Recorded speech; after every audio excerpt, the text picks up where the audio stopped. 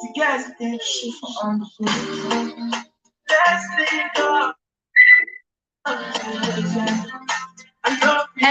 hello, hello, everyone.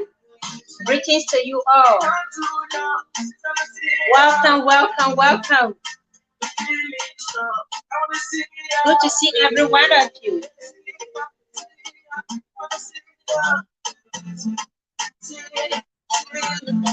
Mom of triplets, good to see you. Welcome.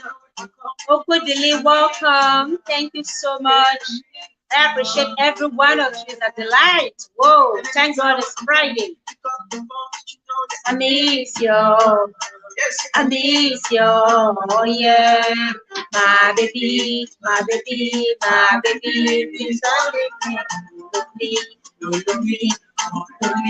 Cornelius, good to see you. Welcome. Thank you so much for joining. I appreciate you. Hey. Let's link up, guys. Come in, come in.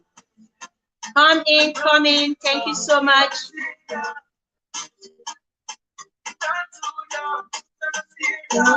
Hey, D, good to see you. Welcome. Thank you so much for joining me. I appreciate you. Welcome. Come in, guys. Come in, guys. Thank you for that sweet thumbs up. If you are watching me, don't forget to hit the like button. Welcome, welcome, guys.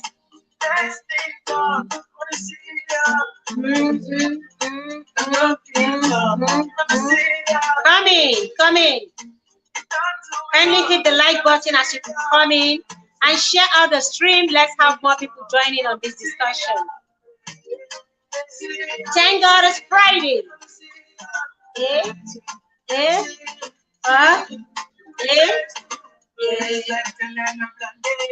Wanna kiss you well in the morning. Shy. Welcome. Yeah.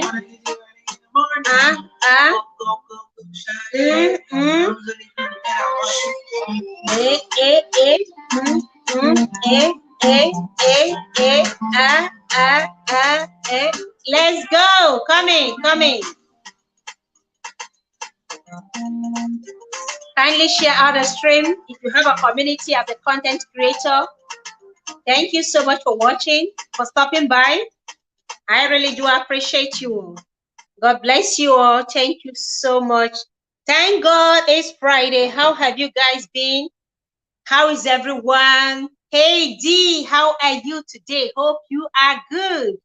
Welcome. Thank you so much for joining me. You have been an amazing supporter, and I know that I love you from the bottom of my heart. Okay, I really appreciate you.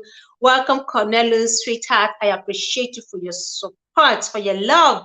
Welcome, Okudili, and everyone here. Mom of triplet and one. Mom of triplet and one. Thank you so much for coming. I appreciate you. Thank you for that share. Thank you for that share. I appreciate you. So yesterday we talked about this Professor Iwuchukwu, Marinus Iwuchukwu, who passed on Tuesday. And of course, it is a murder-suicide case because from what we gathered yesterday, the wife deleted him, and the information as at yesterday was really sketchy. There isn't much about him or the wife. And then it was even later on, I got to know that they were really officially married from the family court. So, and yesterday, I got in touch with someone very close to him.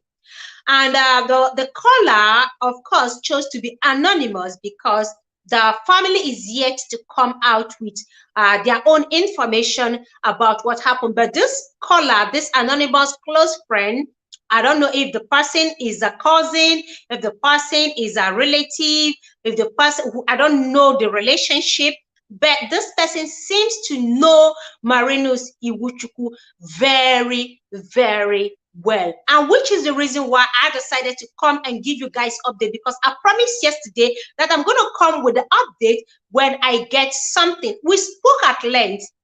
We spoke at length for almost 2 hours talking about Marinus Iwuchukwu. And from the information gathered, this guy is such a sweet soul. He is a good man. He is a great man. He is a lovable fellow, a friendly fellow, and a very cheerful fellow. Unfortunately, we know we live in a world where people only listen to men. People only, listen to women in a society that believes that men shouldn't cry.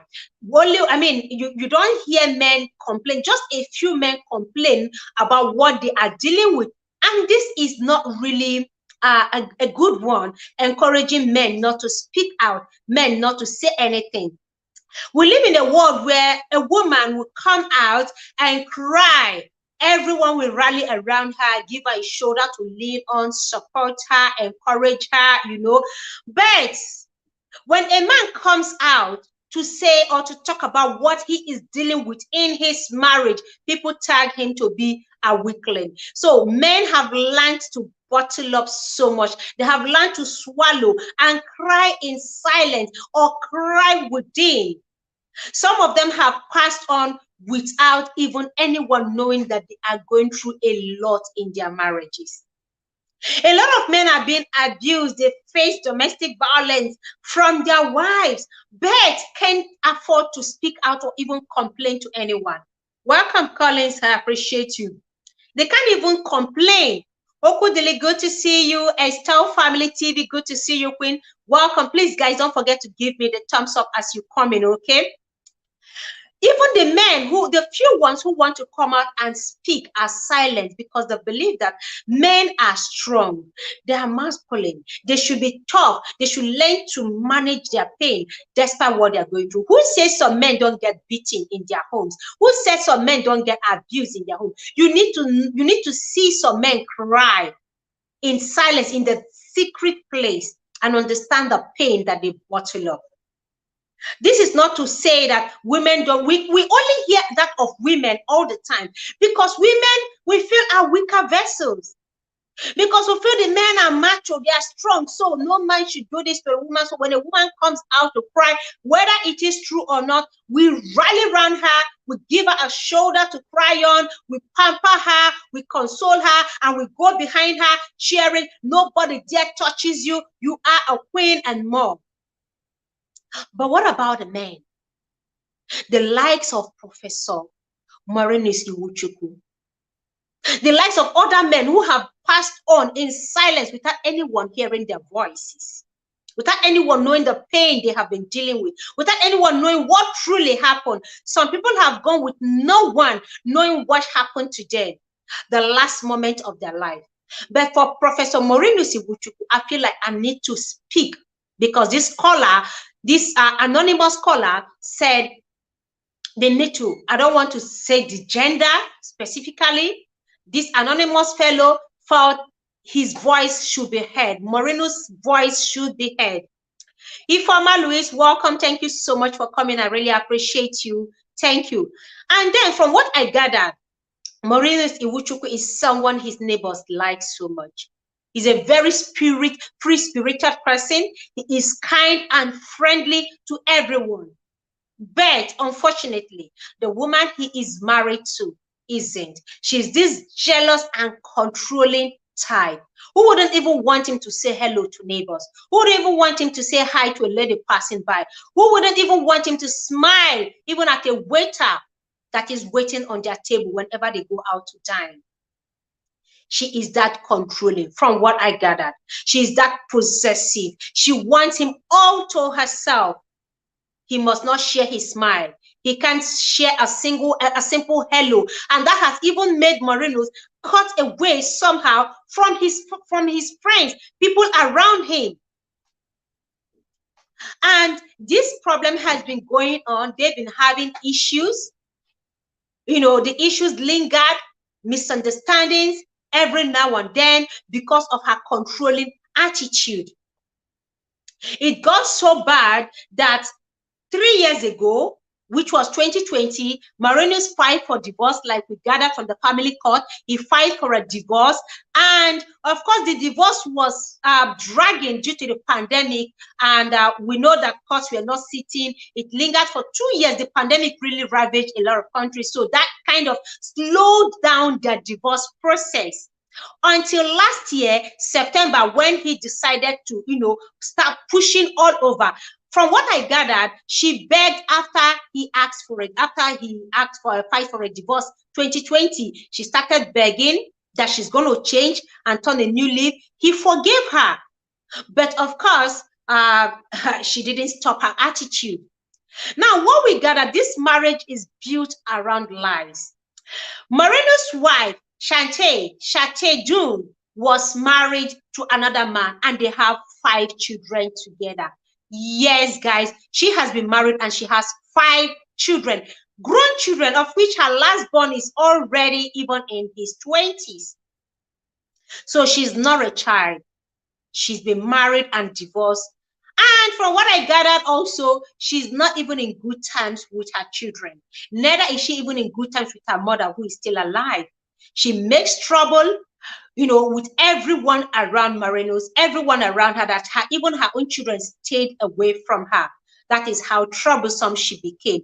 And when I said the relationship, the marriage was contracted on the ground of lie, she didn't tell Marinus that she couldn't conceive, or that her uterus has been tied, because she's had 5 children. She felt there's no need, so she had to do something to stop her from conceiving. And 5 years into the marriage, I don't know when, as at the time, Marinus discovered, and then, they decided to go to the hospital. She went and they opted for IVF. On reaching the hospital, the fertility clinic that they consulted, the doctor broke the news to them. Both of them, Marinus was there. She has been going on her own without telling Marinus. She's been collecting money for IVF treatment, for consultation and that. But she never told Marinus the truth of the state of her womb, that she won't be able to conceive. And Marinus hasn't married before. He's looking for a child. This would have, with this woman, if the IVF had succeeded, it would have been his first child. But unfortunately, because her womb has been closed or tied, according to what the caller told me, there is no way for her to conceive. And she knew it because she went there to do it herself without telling the man. And they got married on that ground, knowing fully well that Marinus wanted a child. Hello, GU. Thank you so much for coming. I appreciate you. Welcome. Thank you so much. So the marriage was contracted on lies, on deceit. And this broke Marinus when he found out from their consultant, from their fertility doctor, that the wife wouldn't be able to conceive unless she unties her womb, from what I gathered.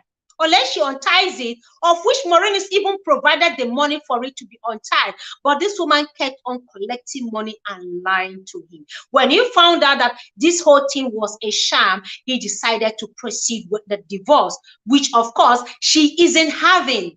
Like I said, I've always said in my live stream that some people don't know how to take divorce. When they serve them breakfast, it breaks their heart. They can't take that breakfast in peace. They are bitter, they are angry. They just feel like, if I can't have you, no other person is gonna have you. And that was the situation between Marinus and his wife, Charté.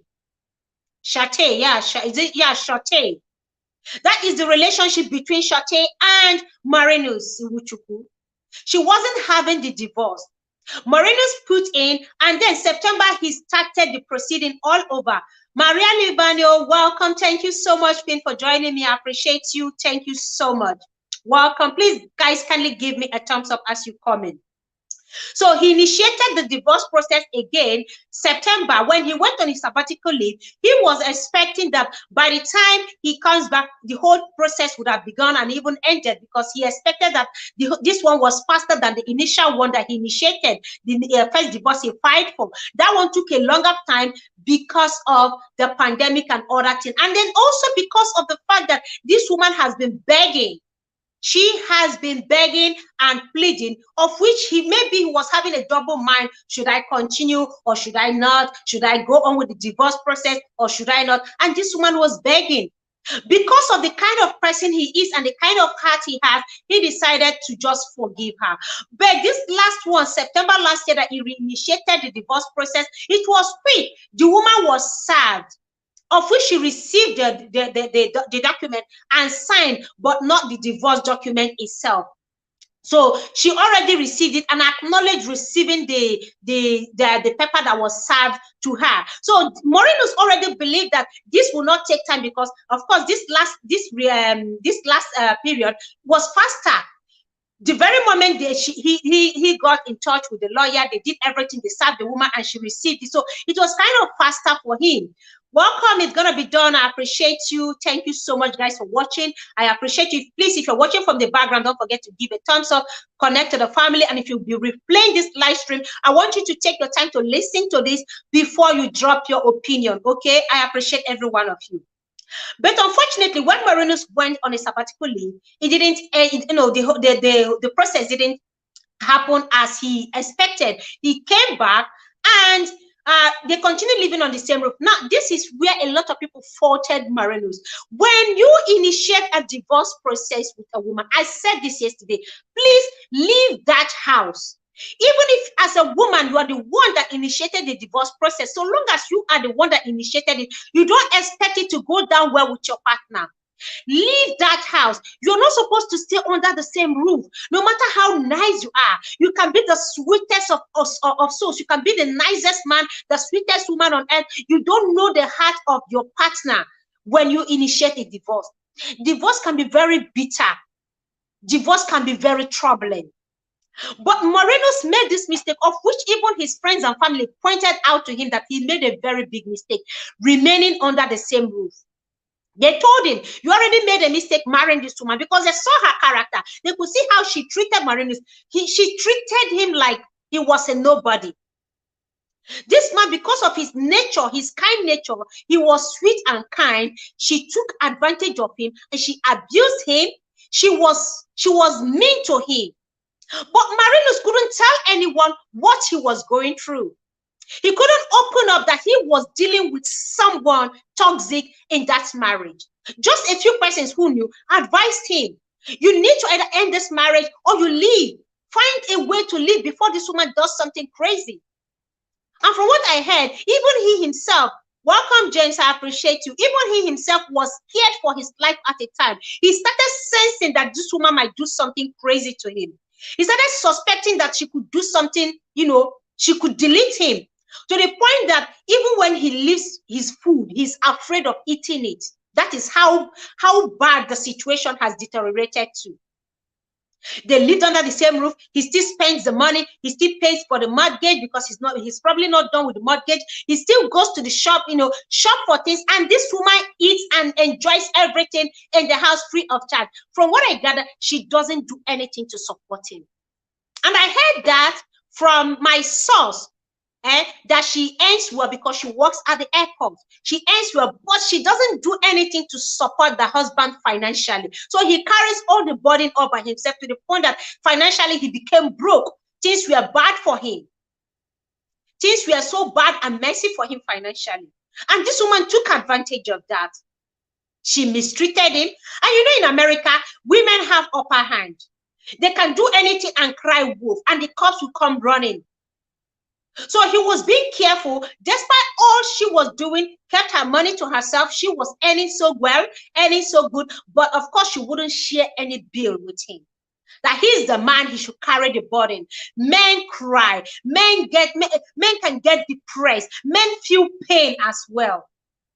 Welcome BMC, the formula. I appreciate you for coming. Thank you. Please kindly hit the like. Men equally bleed. They've got blood running through their veins. They go through pain. And this is the case of a lot of men out there. Even in America, they can't speak. They are silent. They swallow everything done to them by their women, because they know if they try anything, the woman can come out and cry wolf, and the whole world will rally around her. The cops will believe her. He swallowed all the things. This woman was maltreating him, was abusing him, like she disrespected him, even in the presence of anybody. He can't even say hello to his neighbors. Like it's as if he's in cage. His life is cage. He's wrapped around her. He had no freedom. But when he comes out, he smiles. People don't know what he was dealing with. until his last moment. Now I ask, what led to this last confrontation? I gather that when he filed for that divorce, she wasn't taking it lightly. Their issue escalated. They were not in talking terms. They were always having fight and argument. And it looks as if Marinus found himself another young lady who loved him and who he was ready to spend the rest of his life with when he eventually announced the marriage between him and Charté. Maybe he let the cat out of the bag. Before I go on, please, sometimes when you know things have degenerated so bad between you and your spouse, do not expose everything. You don't have to, no matter the heat of the argument, no matter the anger, no matter how much pain you feel, keep certain secrets to yourself. Do not let out certain things. Maybe in the heat of the argument, this woman found out, or maybe Marinus threw it to her face, that I can't wait for this whole thing to be over, so I can move on with my life. Maybe he used that language, so I can move on with my life. I just can't wait to get divorced from you. I can't wait to end this charade, this lie of a marriage. I can't wait to end this scam of a marriage. Who knows how he put the language, and the woman decoded it. Yeah, the woman decoded. You know, when in America, people let their guards down. He let his guard down, and then maybe made her know he has someone he's talking to. And for what I gathered, he loved this person so much and can't wait to get divorced from Charté and then remarry this other woman. Argument ensued. They started having another fight. It was in the course of this whole thing that someone called from home.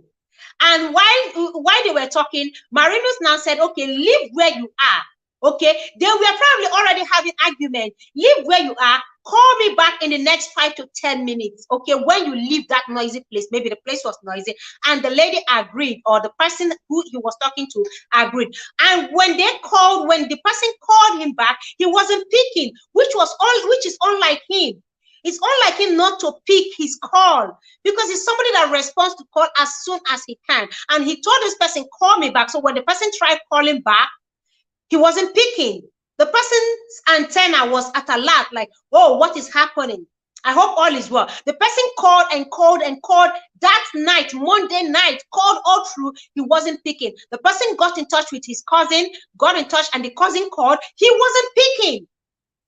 Who knows if at that time when they were calling, if this woman was already holding his phone and maybe pointing a gun at him. Who knows the situation of things at home. At that time they were calling him, you know, the family were desperately trying to reach him.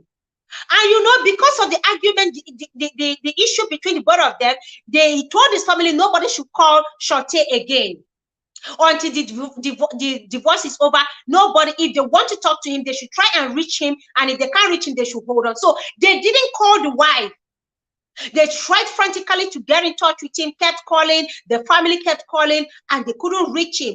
It was what, so they called a friend in America, somebody very close to him then. The person called and called and called. That Tuesday morning, he wasn't picking, and they called the police. Even neighbors, they heard noise then. They heard the dragging, the pushing, the whole fight at home, and they had to call. When they called 911, by the time the SWAT team got there, the 911, they called SWAT team to go to get over to the house. They got there, they were banging at the door. These people were still trying to call. The phone was ringing, he wasn't picking. They kept calling, he wasn't picking. Then they were calling out, if you are in the house, please open the door. We're about to get in there. You know how they do this whole thing in the movie. Open the door, the police right now. And then, boom. Maybe at that point in time, she already stabbed, gave him multiple stabs, and this guy was bleeding for hours.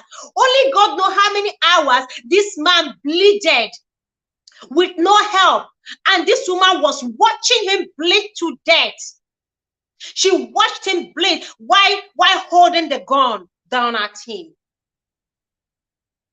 And when they finally pushed the door open, she already finished herself off.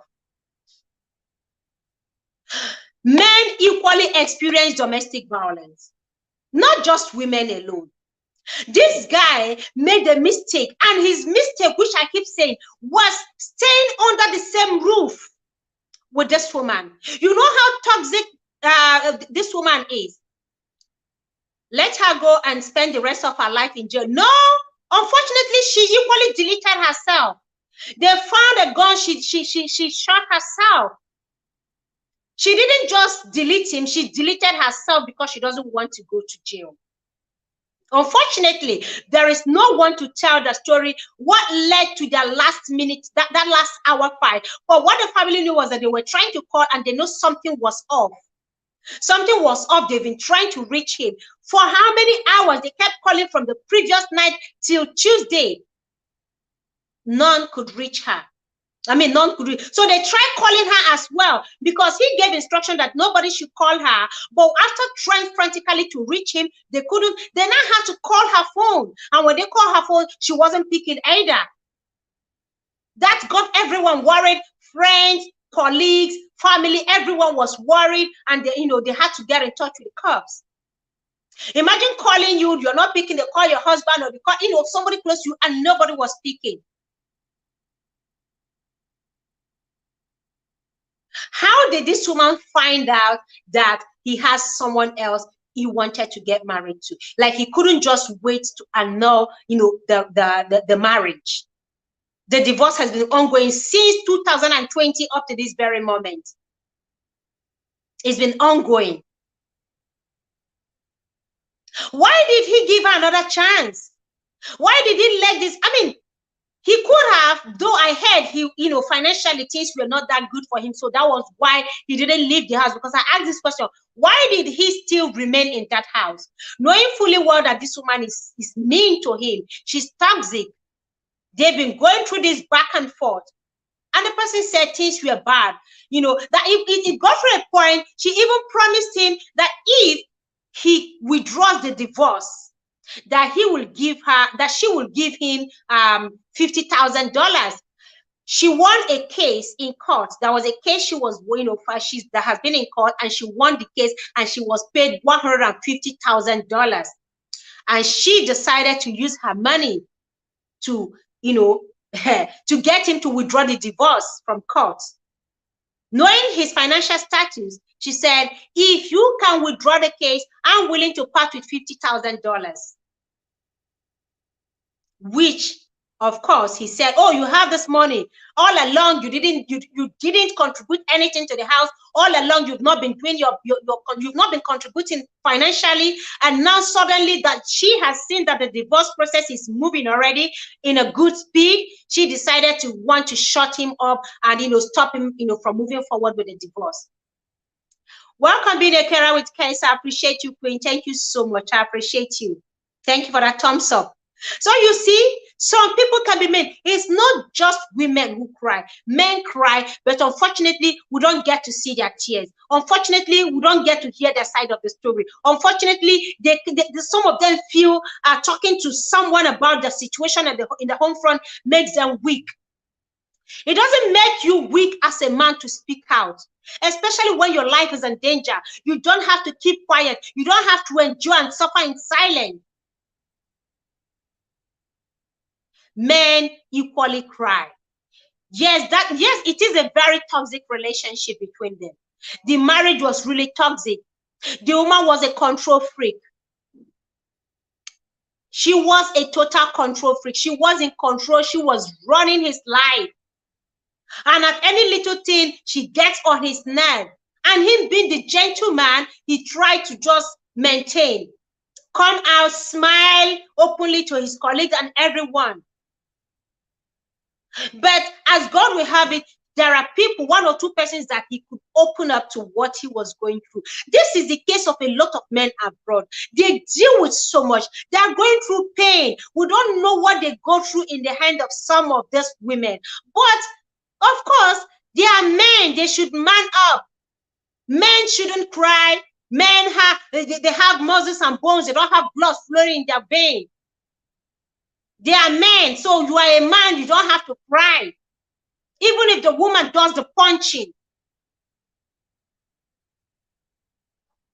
Even if the woman has been so toxic, the man swallows everything. How can he come out and tell his family that the woman he married or he's married to is doing this to him? Even when he receives a slap, he can't say anything because he's being careful. So the society doesn't laugh at him. His family and friends won't laugh at him. I still don't understand why he stayed under the same roof with her. Should have gone to rent a room somewhere. Absolutely, this is where everyone is faulting him. This is where everyone faulted Marinus. That he should have. You don't initiate a divorce process and you stay under the same roof. You eat from almost the same pot. He cooks, and then, like I said, he was at a time scared for his life. Respect is a fundamental taste of all time. Absolutely, a woman ought to respect the husband, a husband ought to respect the wife. It is reciprocal. But when it is one-sided, I know we have some toxic women out there who are control freaks, who will make men's life miserable. They are out there. But these men can't speak. They can't say a word. And these women take advantage of it. The fact that he's a man, he can talk to anyone. They take advantage of that. They leverage on that and deal with the man. How is he going to tell his family? And you know what, guys? There's something else I need to point out here that I heard, that I gathered from this caller. His mother was not in support of the woman he has been dating. There's this woman he loves so much and wanted to marry. His mother kicked against the marriage. They tried all they could until he gave in. Why would the man give in to the mother's request? Why should a man? And this is a problem. This is the problem with a lot of homes. A man finds a woman he loves. A mother is sitting down somewhere, an aged mother sitting down somewhere and dictating the tone. No, you can't marry this one. Maybe the mother saw that, oh, this lady that he is dating, that he wants to marry, isn't as rich as the Charté. But after the relationship packed up due to the mother's rejection, he now got engaged to Charté, married, and the mother approved of the relationship, which is why he married her. Why would you marry a woman because your mother approved? Like, you have a mind of your own. Men, there are a lot of them in this situation right now. They can't cry because they know they made a mistake. Your mother has lived her life. She's old. Why would this man agree? 59 years old. I mean, okay, at that time, let's say he's even 54, 55. Why go for a woman you know you don't truly love, but because this is the one your mother approves of, you go for her? Why would that is why he couldn't speak. He knew he made a mistake. How would this young lady, would this young lady that was rejected by the mother and maybe even the family member, who knows, maybe not just the mother. You see someone you love, you can't marry the person because your parents say, and you agree to their request. On what ground? Is it on health ground? Is it on religious ground? What ground does a parent have to stop a child from getting married to whoever they want to get married to? And sometimes they are very selfish. Like I said, it could be that they have said, oh, this girl doesn't have money. This other one has money. Go for this one that has money. She's more independent. She's financially buoyant. And he left her. You are a grown man. Make your decision so that when the chips are down, you blame yourself. You don't have to hold anyone responsible for that. I feel sorry for this young lady that, you know, loved this guy so much and they wanted to get married, and the mother kicked against the relationship. And I asked the caller, how is the mother feeling right now? How is Marinus' mother feeling right now that the woman she approved of, the woman she preferred, is the one that deleted him? Marinus is the first out of 9 children. The mother gave birth to 9 of them, and he's the first son. And he's the only one that is financially stable and strong to carry the burden of the family. He settled all his other brothers. Make sure they are financially, you know, okay and stable. Maybe this is the reason why he didn't get married on time, where he was trying to carry the financial burden. You have your life to live. Do your little best and leave the rest. Let everyone go and hustle for their own. You carry their burden. At the end of the day, when the chiefs are done, where is he today? Where is he? Is the mother not alive? She's alive. The same woman she approved of is the one that cut the son's life, short. The breadwinner of the house, because their father passed on when he was 17. So at 17, being the first child, you can imagine how much he struggled all by himself. Found his feet in Nigeria, went to school, the work, all the work he did, to be financially independent and help his siblings. He continued struggling in Nigeria until he found his way to America. He didn't even marry Charté because of her passport, because of document. He didn't marry her for document because already had his document. They got married just 5 years ago. He already had his document before they got married. So it's not as if he even married her because of document. Things just happened to go bad financially for him. Reason he didn't go out of the house. Reason he stayed under the same roof. The mother is alive. All the siblings are alive. They are now mourning. They are all in pain. They are crying. They are broken. All for one decision a mother made for a son. Why would you be the one making decision for your son? A grown man. And then they blackmail this. If you don't marry her, you are not making me happy. I'm your mother. I breastfeed you. I carried you in my womb for 9 months. If you don't agree to the person I want you to, I will not be happy. You keep blackmailing. Now the man is gone. You are alive. I know it's good to respect our parents, but sometimes we don't have to give in to all their demands. Especially as a grown man, you are already a matured man. You don't have to give in.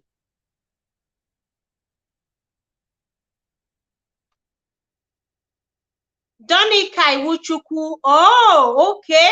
Are you related to Marinus Iwuchukwu? Just want to say that big part of your information is true, but there are still some details that are not correct. That the most important is that he was a very good, bright, and charismatic man. Big loss. Okay, you might be related to him because I see the name. I see the name. I know the family. Okay, if you're a family member, I know you guys don't want to come out with certain details, but it is good for people to know. You know why? It's a big lesson to a lot of men out there. Good men shouldn't just go like that. They shouldn't. Is there any information that is not correct? I want you to correct it if you know much about him. Because I see that your surname is the same. Okay? So if you are related, please, by all means, give me the right information. This man was a good man. He was a free-spirited man. He was a loving man. He was a caring man. A man that loved his family and did everything for his family. He shouldn't go down this way. This man his life shouldn't be cut short just like that. And then, people are quiet. I want the family to come out and speak the truth. The family need to speak the truth. Let the whole world know what happened. What transpired between them. She wanted, from what I gathered, she wanted to be part of, she wanted alimony. She wanted for the house, of course, to be sold and the money divided. Okay, she wanted, and the Marinus, from what I gathered, has been the one paying the mortgage. And this marriage is not up to 10 years, of which he refused. How can she get alimony? She's not contributing to the bills of the house. She's not carrying any financial burden, nothing. She has her money. She's making her own money, and which is what he refused to. And the woman was insisting, from what I gathered.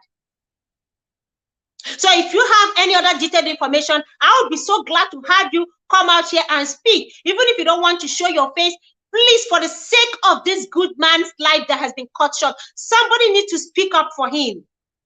Somebody needs to tell the truth. What really happened? Why did Charté delete him or waste his life like that? Are you guys privy to certain information? It would be nice for this man that everything will just go cold or be swept under the carpet.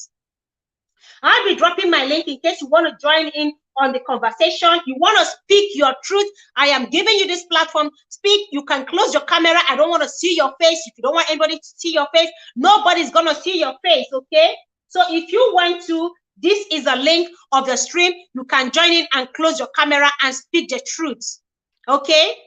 You are free to drop the information. If you want to max your voice, go ahead and do so. If you want to close your camera, by all means, go ahead and do so. But this man deserves the truth. At least let his soul rest.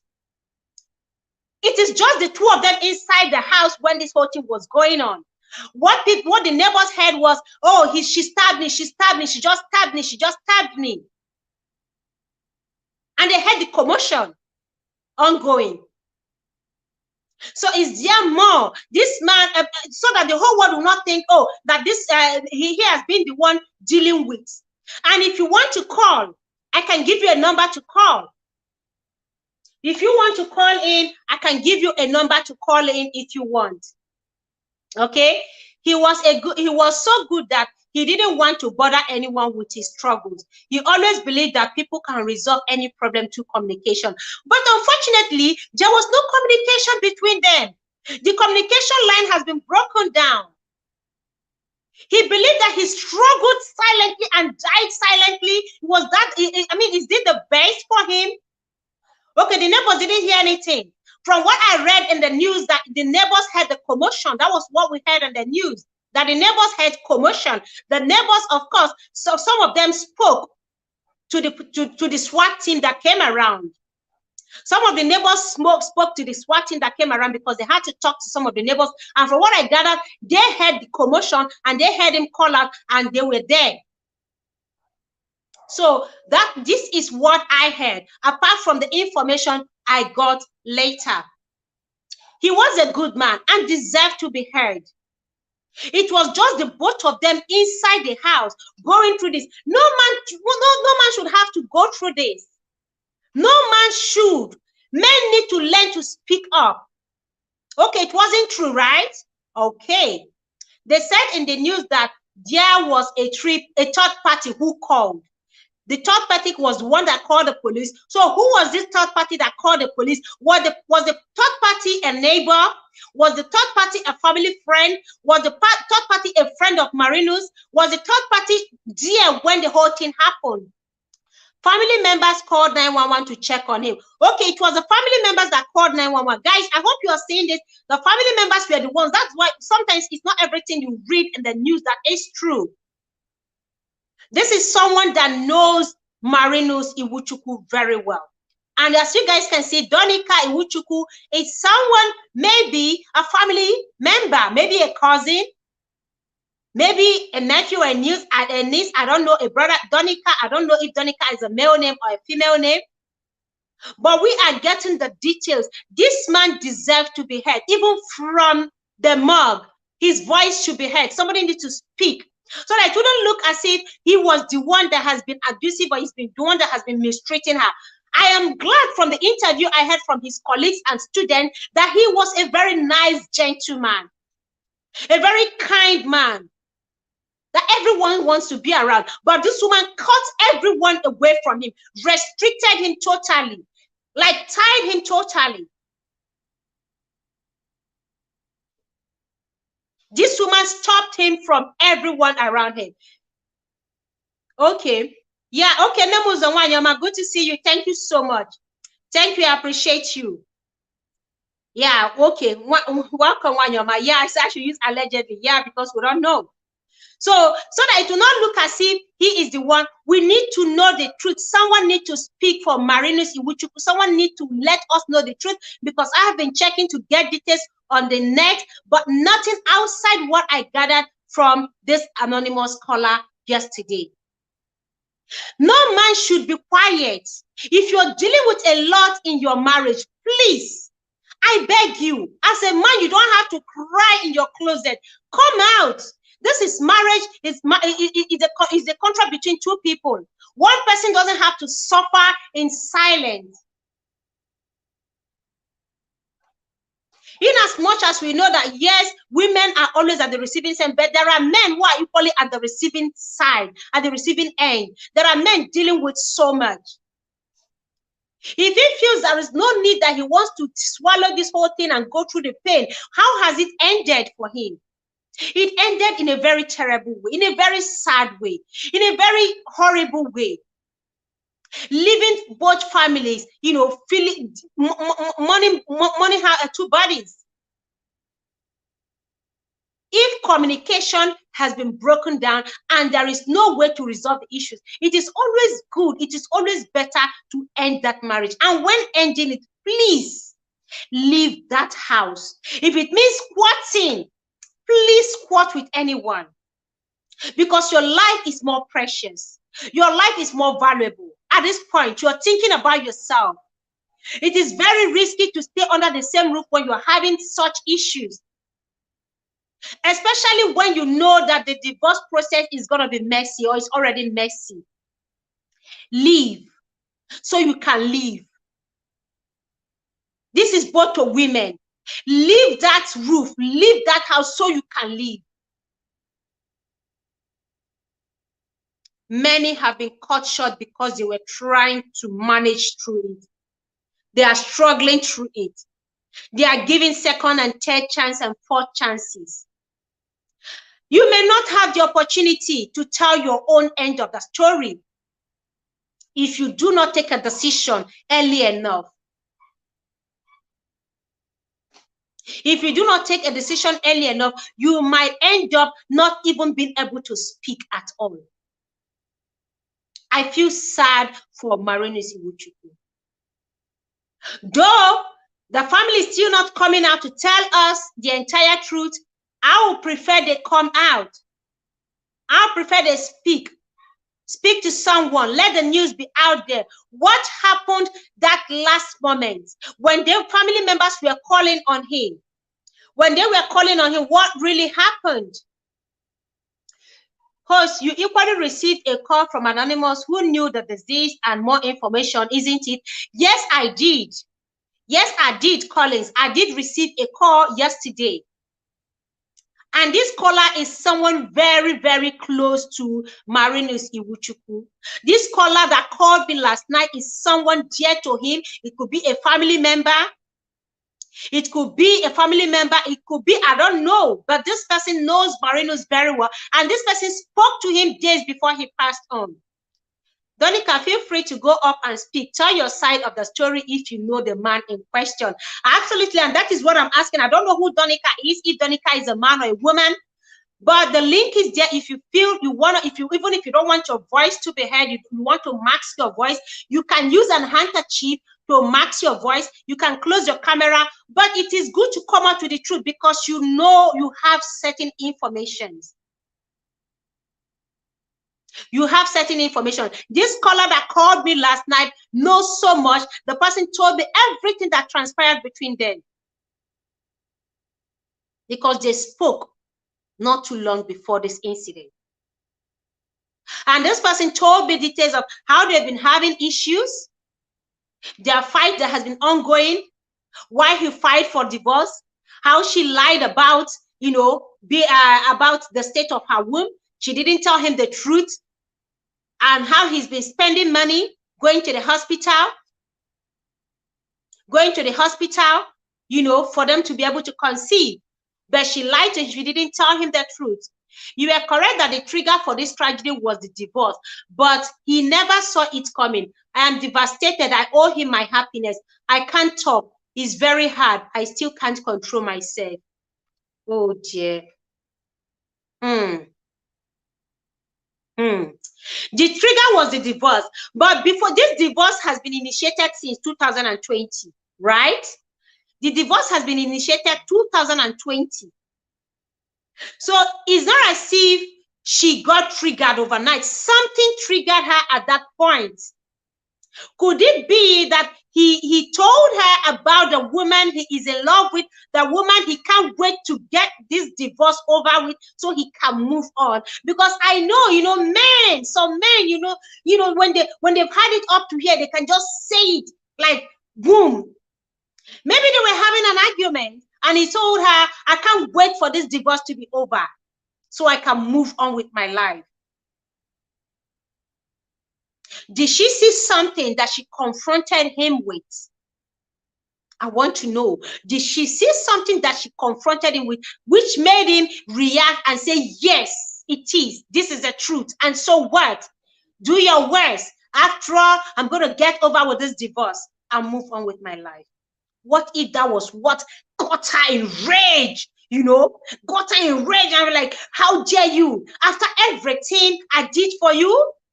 Because that was what the caller said. That she said, after everything I did for you, after wasting my life with you, you can't go. If I can't have you, no other person would. That was what the caller told me. And it got so bad. Maybe he didn't see it coming. He didn't know she had gone to the kitchen, picked up a knife, and came after him. Maybe by the time he realized it, because nobody is going to stay put when you are seeing danger. If he had seen her coming with it, he would have found a way to run. He's a man. If it means fighting his way out of the house, he would have done that. I am Oma. Greetings to you. Welcome. I appreciate you. Thank you so much for joining me. Please kindly hit the like button, okay? If he had seen her coming with it, maybe he would have taken off. Nobody, is only a tree that stays in one position, seeing a saw coming beneath. Knowing that it wants to be cut down, it's only a tree that stands still in that position, in same position without moving. Human beings generally want to defend themselves. They want to run away, especially if they're not equally armed. Who knows, maybe he didn't see this coming. Out of rage, she just pounced on him. And then it was too late. Became too late. It became too late. And started bleeding gradually. His life, he watched life, you know, snuffed out of him. Every second, he's wondering, I can't stand up. I can't move. I can't feel my body anymore. I feel my spirit leaving. He can't call. His phone was there ringing non-stop. Because this caller said they kept calling. They kept calling. They kept calling. It was ringing. He wasn't picking. They kept calling hers, calling his, calling hers, calling his. None were picking.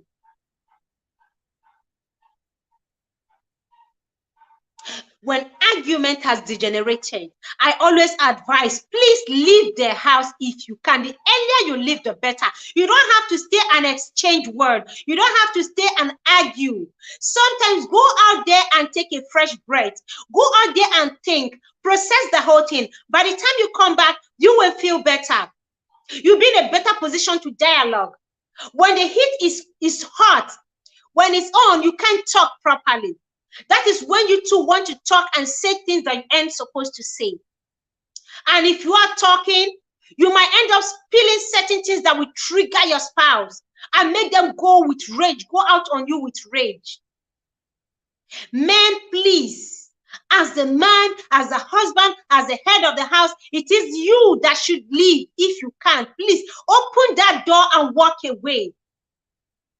If he had walked away that moment, if he had walked away that minute that the argument started, maybe this whole thing would have been avoided. He wouldn't have said something that might trigger her. If he had walked away. Why stay and argue with an angry woman? Why stay back and argue with a woman in rage? Why stay? We are so sorry for this loss. Iwuchukwu family is Igbo, and we are so pained that such thing happened to our own people in diaspora. This isn't the first time it's happening in diaspora. More and more lives. People go out there, they want a better life. They want a greener pasture. The essence of traveling out is not just to go and look at the street or go and look at the light or go and count the skyscrapers. No, it is just so that they can earn a better living. They can have a better life for a greener pasture, so they can give their family back home a good life. But coming to a diaspora, coming abroad and life is cut short is the worst thing that can ever happen to any family. It's so much pain. Sometimes the bodies can be flown back home. So the body is buried in a foreign land. This is a man, a learned man, a well-learned man. This is a kind soul. This is a sweet soul. This is a professor, a guy who knows what he does. He's very good and friendly. If care is not taken, maybe the body won't even be brought back home. It is sad. You are in diaspora, especially if you're married to a foreigner. Please, you must learn dialogue, learn their language, know when to be in control, know when to speak, know when to walk out through that door. Sometimes environment matters, the way we are brought up matters. It differs. A woman in America might not, maybe the way she was brought up, she, talking and then shouting, and there's nothing like, holding back. But a man, back home, you know what you should do, you know what you ought to do. You don't have to stay put there. Your background differs. If you're married to a foreigner, please learn how to manage certain situations. Do not handle it the way you handle it back home. Because back home, an African man or a Nigerian man will be at home and we will be shouting down at his wife, asserting his control and all that, and doing all sorts. But in America, you don't expect the woman to keep quiet. She's going to give it back to you hot. And you have to get used to it. So the best thing is for you to walk out through that door for peace to reign. Walk out through that door. If you can seek the help of a professional, seek the help of a professional. And if they're not ready, file for a divorce. And while filing for a divorce, go your separate ways first. Leave that house. Even if the house belongs to you as a man. Even if you pay the complete mortgage of that house, leave that house. The caller told me that the reason why, I am sure the family will come up with statement working on it. Oh, absolutely. Okay, we are waiting for that. We are waiting for that. The caller told me that this woman, the reason why maybe Marinus, okay, because they are close and they talk, didn't want to leave the house was because this woman is careless with bills. She has been careless with paying bills. So the house her ex-husband left to her, he is behind. The ex-husband, what we heard, is behind, and the house they left for her, she couldn't continue with the mortgage, and the house has been taken away. The property has been taken away. So he felt like, I can't leave the house for her. Everything I've worked for is here. So that was the reason why he decided to stay put. Like he can't leave the house for her. But it would have been better.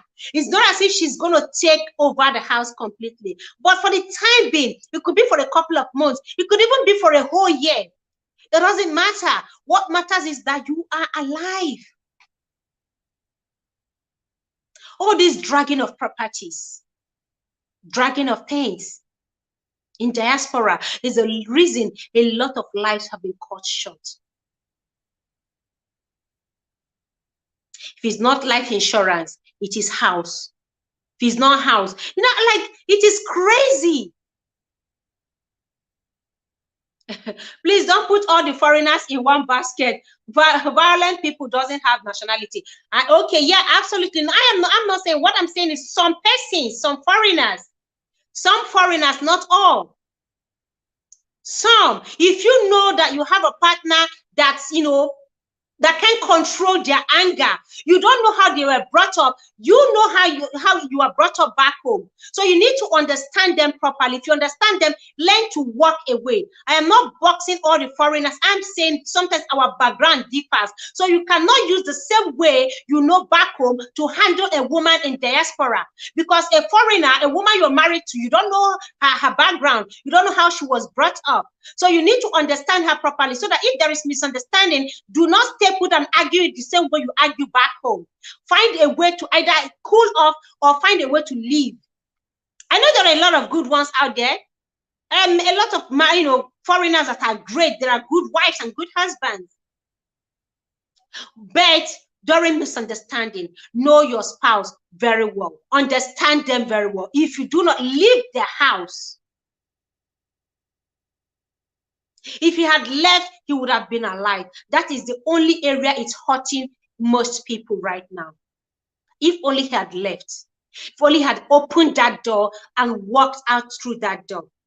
If only he had taken 1 hour walk. Just leave the house, take a fresh breath. Let her quarrel, let her run, let her get angry. If you want to destroy anything in the house, Give her the room. Let her do whatever she wants to do. But by the time you come back, she must have calmed down. You yourself would have calmed down, and then both can sit down and dialogue properly. Because abroad is where a little thing, people pick up phone and call 911. 911 to the rescue. Iwuchukwu was a good man until his last moment on earth. But how did he live? In pain, in the pool of his own blood. Died in pain, with no one. Couldn't even call for help. Help which is just as close as 911. Couldn't even call for help. Was his phone with him or with Charté? Where was his phone when they were calling? Where was his phone when they were calling him? I wish there was camera in the house that captured everything. Marinus had very good soft skills, and error was that he relied on that till his last moment. Honestly, sometimes it's good to just work with your instinct. His instinct has been telling him this. Maybe, you know, you are not saved, you're not saved, you're not saved, you're not saved. Because how can you even go to bed with your two eyes closed when you are having issues with someone you already filed for a divorce? You already filed for a divorce. How do you even go to bed? Like I've been asking myself since day before yesterday, how was he sleeping under the same roof? How has he been sleeping under the same roof, knowing fully well that this divorce is going to be messy? She's not having it. She's not having a divorce because she's 50. He's 59. He is 59. This should be when a man should start resting. Resting. He didn't have access to any phone to call for help. He didn't have access to any phone. And the phone was just ringing off non-stop. Ringing off non-stop. I wish a family member can come out and speak for Marinus. I wish. Like I said, this is my link. The Cheese family, welcome. Good to see you. I appreciate you, Wanyoma. Please kindly smash the like, okay? Thank you so much. I wish the family, anyone with more detail last night, what played out more than what I got here, can jump on this link and speak. Dunn-Detail Iwuchukwu, I wish you can speak. I wish you can find the courage. I don't know who you are. I don't know who you are, but I wish you can give more insight to this, so that the whole world will know what happened. He was a good man. He's kind. He's soft. Has a very tender heart. He's loving, a compassionate fellow. But how did it end up for him? How did it end up for him? See, because we don't see tomorrow, we don't know what happens. We don't see, we don't know what happens. Host, Obu nwunye nwanne Marinus, Obu onye Spain. Oh, okay. Okay, host, Obu nwunye nwanne Marinus. Nwunye nwanne Marinus, Obu onye Spain. Really? Where did you get this from? Wow. Nwunye nwanne ya, meaning this person is the wife to Marinus' brother. Okay, no, to Marinus, yeah. Nwanne Marinus. Oh.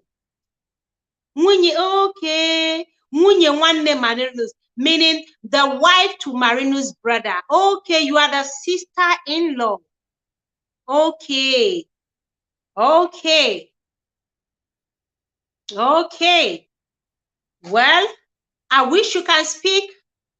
I wish you can speak because because I can see that Iwuchukwu, I know you're somehow related to the family. Please, sis, I know how painful it is right now for you all.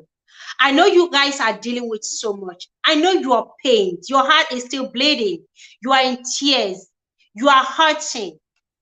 But I wish we can get more insight on this. Before the bloggers will start giving the wrong information, it is better. Before the bloggers will give out the wrong information, it is better. Like we said, you pointed out that it wasn't the neighbors that called. You see, there are a lot of misinformation online on this whole issue. So if somebody can speak out, it's going to be better. There are a lot of misinformation out there.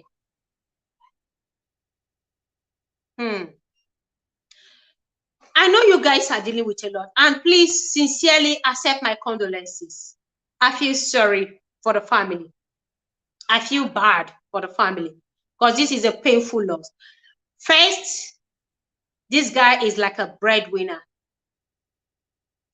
This guy has been, I mean, he's like the breadwinner since their father passed.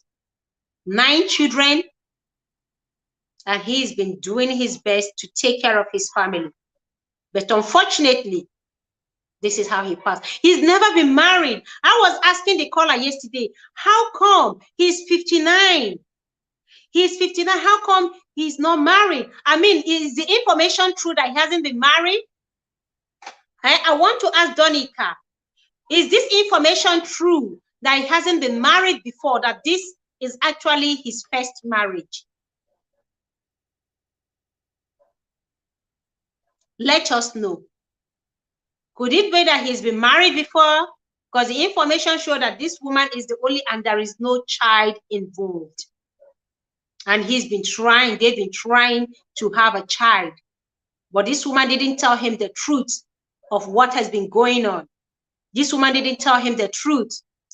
Thank you, okay, for the condolences. You have pretty much good information. Yeah, I do. I do. And I wish you can give us more information, Donica. I wish. Honestly, I feel, and if this were to be my brother, I know how bad. I'm not going to hold back. I'm going to speak out for him. And if I am married to the family, of course, I'm still going to speak out the truth of what I know. It is a sad thing. It's heartbreaking. It's heartbreaking to lose a family member this way. He's never been married before, right? Okay. It's hard. Look at how this man gave up everything, his entire life, in his 50s before he decided to settle down. He gave up everything for his career, to have a better life back home, to give his family a better life back home, maybe. He didn't go after women. He's not, from what we gathered, he's not a womanizer. He's not somebody that, has his eyes on women. He's not the womanizing type. He's just this calm-natured human being. How could any woman treat such a man this way? How could any woman waste such a sweet soul this way? Nobody deserves this. Nobody. Not a man, not a woman. Last year, it was an Igbo man in America. Their own was so bad that when he deleted her, she was still breathing, and he was kicking her. He was kicking, and called 911, explained himself, told them what he did and what he was about doing before he deleted himself. How many more? Or are we even talking about the one in Europe? Countless number of cases. Why?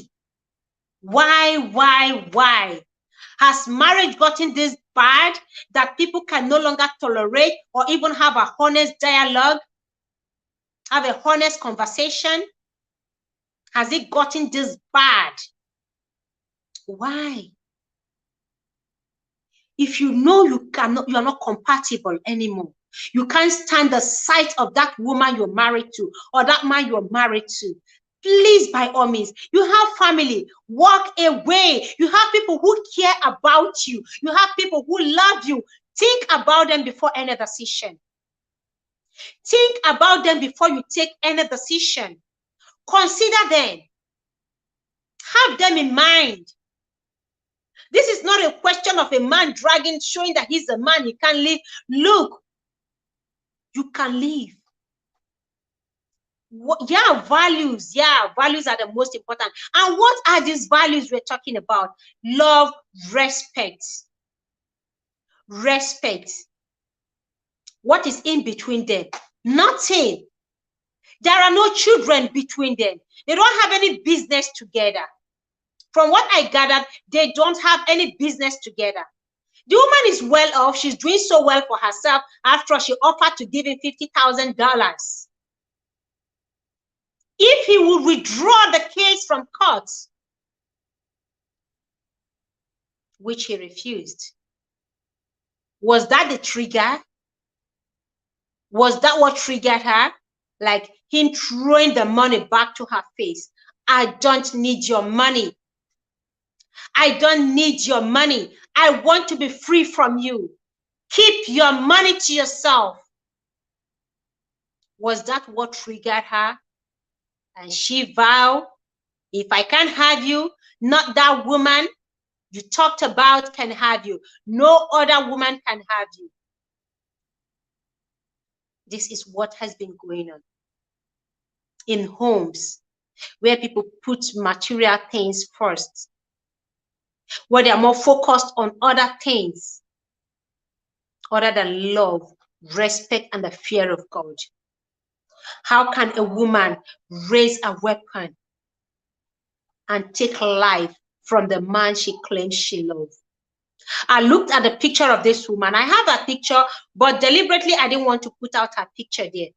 I looked at her picture, beautiful, tall, elegant woman. And I'm asking myself, how could a woman, this beautiful woman, be able to do this and do this to herself? Like delete her husband and delete herself. I took a look. I was looking at the picture the whole of today before I came live and considering if I should put up her picture.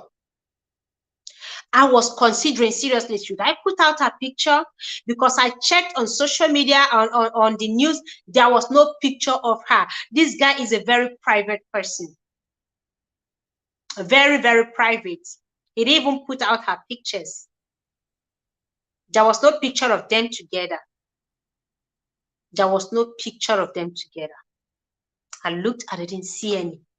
So when I traced and found her, I was like, whoa, this beautiful woman, this elegant woman, what triggered her? What got her to this point?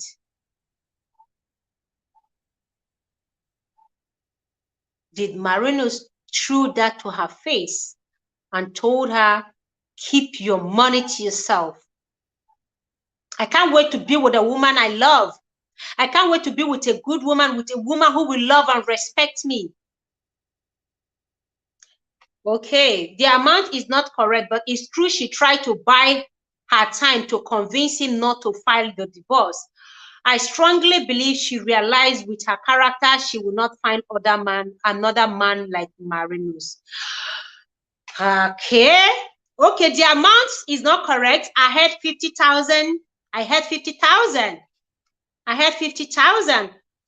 $50,000. Where did you find her picture?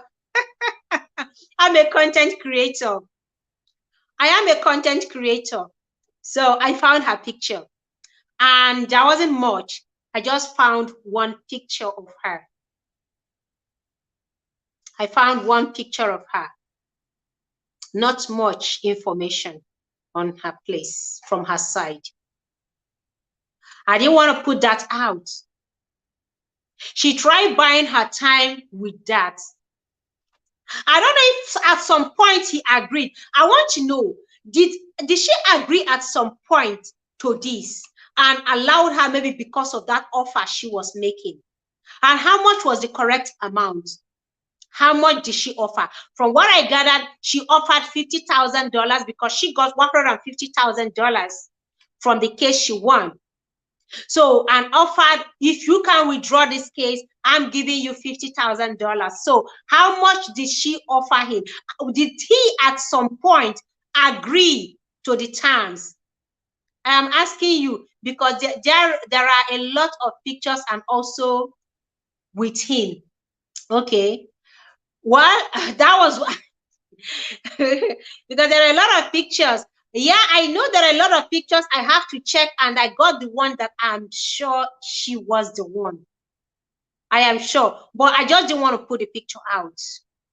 I got the one that was hers. I got her picture.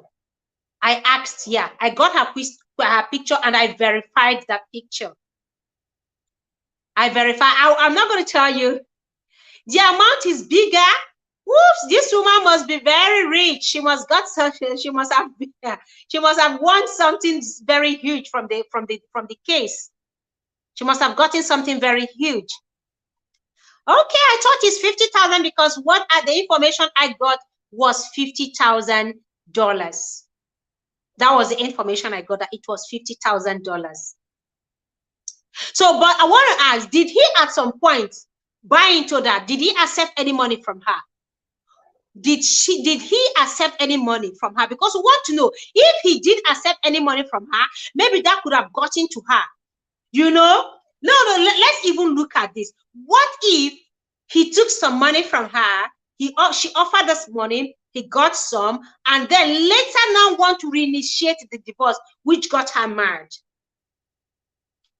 Because from what I gathered is that she said after everything she did for him, that he can't just leave her, he can't dump her. You know, good men are hard to find. I'm always saying this: when you find a good man, hold that man so tight. Do not play with a good man. There are few of them out there. If you find a good man, please love and respect him. Submit. It takes nothing. Because when you lose that man, it may be difficult to find another good man. And this woman knew it. That's why she's not letting go. Marinus, from all I have heard about him, from the caller, from other people, he was a good man. Never. She got the divorce paper. She got the divorce paper. Yes, it was served. The second divorce paper was served. She got that one and she signed. Both she and her attorney signed on that second one, but not the divorce paper, not the paper itself, but the sermon, the court sermon. She got it. When he filed for divorce 2020, did he at any time accept any money that made him back down from the proceeding? Because this is 2023. He reinitiated 2022, last year, September. If I am correct, if I'm not correct, correct me. He reinitiated the whole thing. He started the proceeding again all over 2022, 2 years after. 2 years after. Did he accept some money from her and decided later that he still want to proceed? Maybe he had collected the money and then 2 years later, September last year, he decided no, that he still want to go on with the divorce, seeing that she wasn't willing to change. Okay. He didn't. Okay.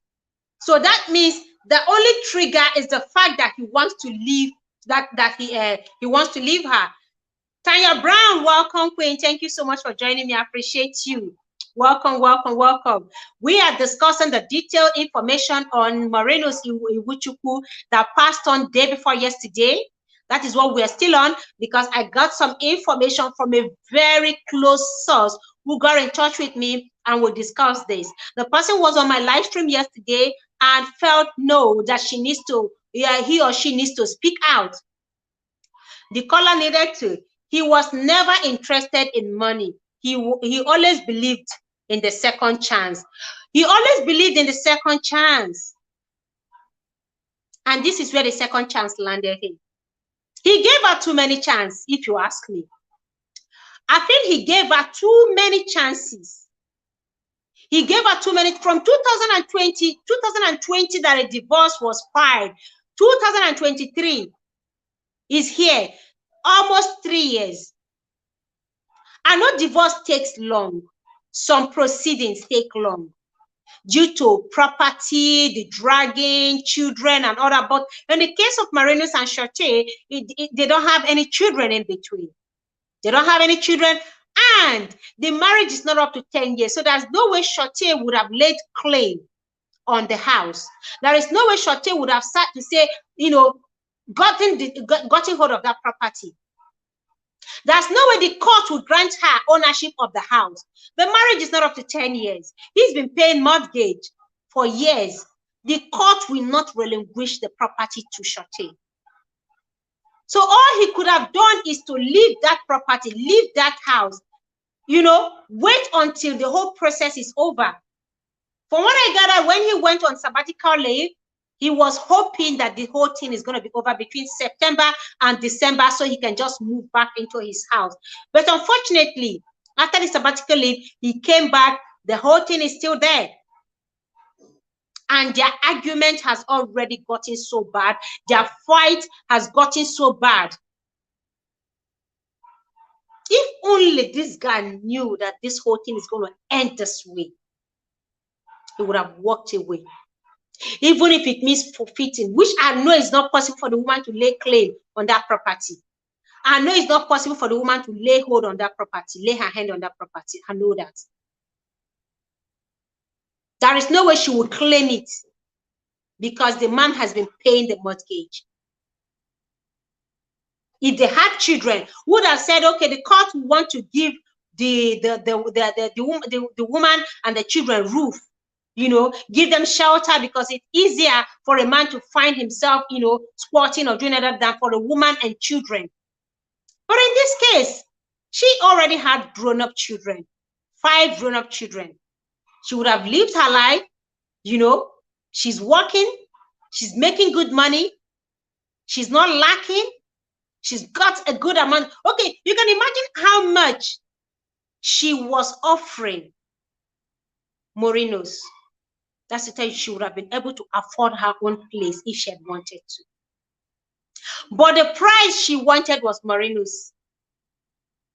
She wanted that good man. It's hard to find a good man. When you find one, please hold him tight. You are not holding him tight by controlling him. You hold him tight by loving him, by respecting him and honoring him, so you don't lose him. Good men are hard to find. When you find one, do not gamble with it. I really appreciate this anonymous caller that got in touch yesterday.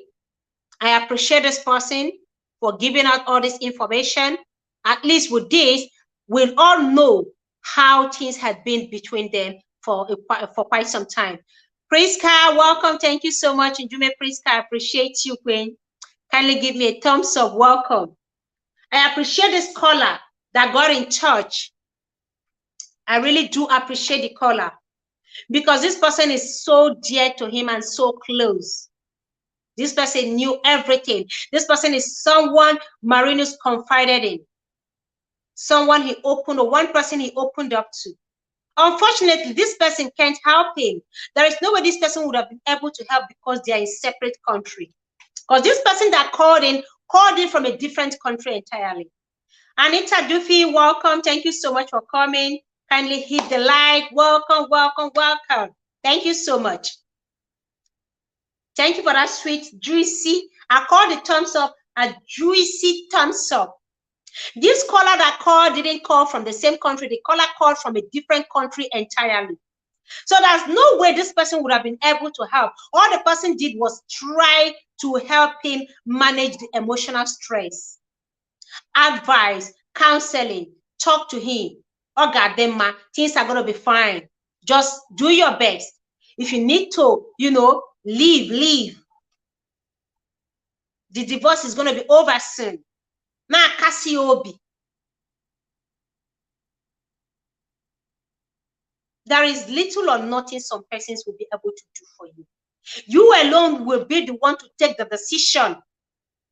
Look into that marriage properly and ask yourself, is it worth it? Is it worth my blood?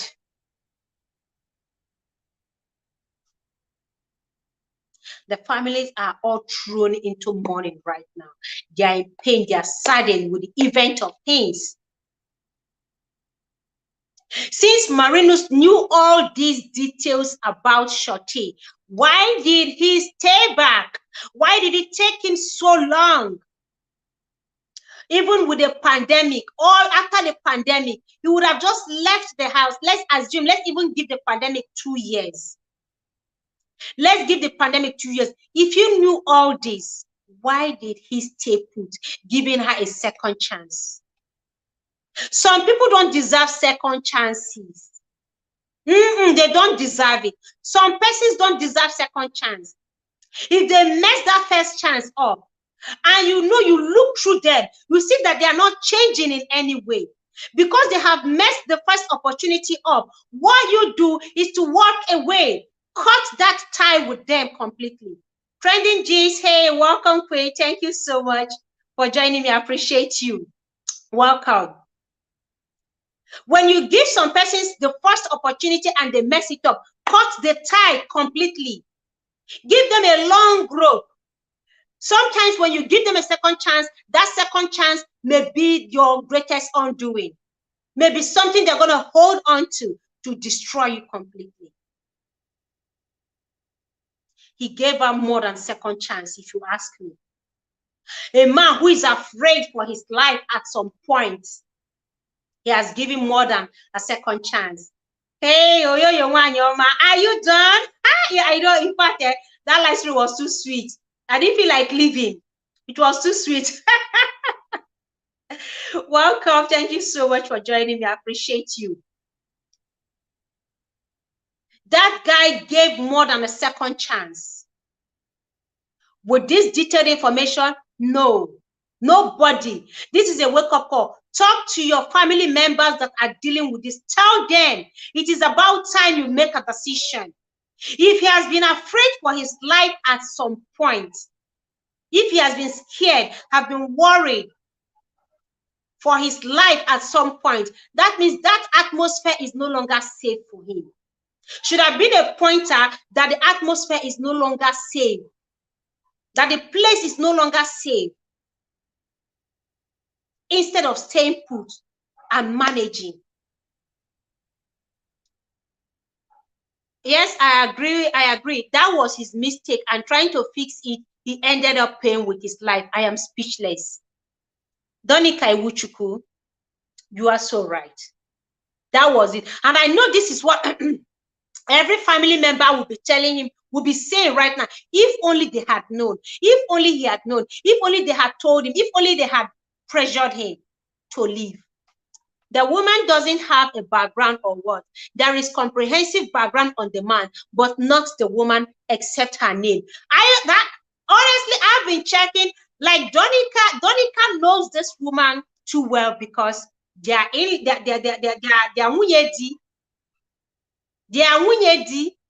She knows him very well. So why is it that there is just few information about her? But detail, everything about this guy is out there for everyone to see. Aside her name and her picture, of which I didn't want to put out here. A marriage that was contracted on lies, of which the foundation was built on lies, cannot stand. It can't stand. It's nothing but lies upon lies upon lies. Control, a woman that is a control freak. A woman who don't want the man to live his life. Want to cut him off from every angle. She didn't have much background, you see? Where did he even find her from? Dunn-Detail, where did he find this woman from? Where did he find her? Where? With women everywhere with great background, educated women, great women. And where did he find a woman without a background, just a regular woman? You see a regular woman. Where did he find her from? Where did they fall in love? How did they even meet? Where and when did they meet? They got engaged 2016, from what I gathered. They got engaged 2016. Did they date? Did they court for a long time? How long was this relationship? Did he even try to investigate this woman's background to even find out if this woman has some skeletons? That is why you don't just, because you are abroad, you don't just go and pick a woman, or you go meet a man, get pregnant, and you get married anyhow. Background checks are very important where I come from. You don't just find someone and then you get married to a total stranger without much background. Like when you start digging, you can't find much information about a person. We don't get married without background check. 5 children. And I heard this woman didn't tell him she was married and had 5 children. How true is this? She hid that away from him. So it was too late as at the time he found out that she had 5 children from the ex-husband. Who is behind? Donica, am I right? The husband, the ex-husband is behind. And they have not been maintaining cordial relationship at all. Where did he meet Charté?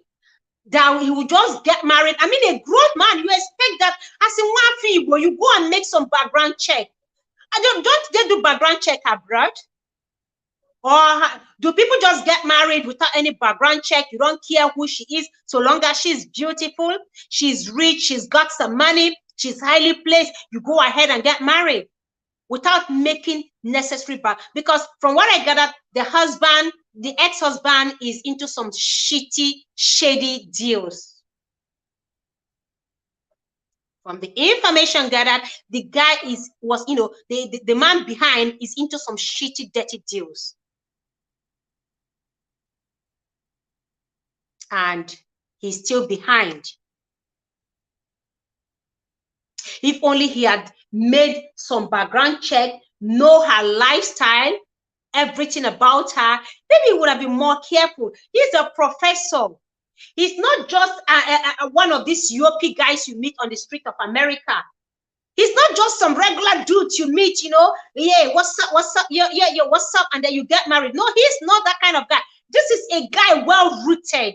A guy well-rooted, a guy whose information is everywhere, a guy with a solid background, a guy from a family you can trace his roots, you know his village, down to his village, you know his siblings, you know his village, you know everything about him. He's not just some regular dude you don't know on the street of America. This is somebody well-known in the university. This is somebody, when you just Google his name, all information, you're going to see 1,001 information about him. But when you Google Charté Dunn, nothing.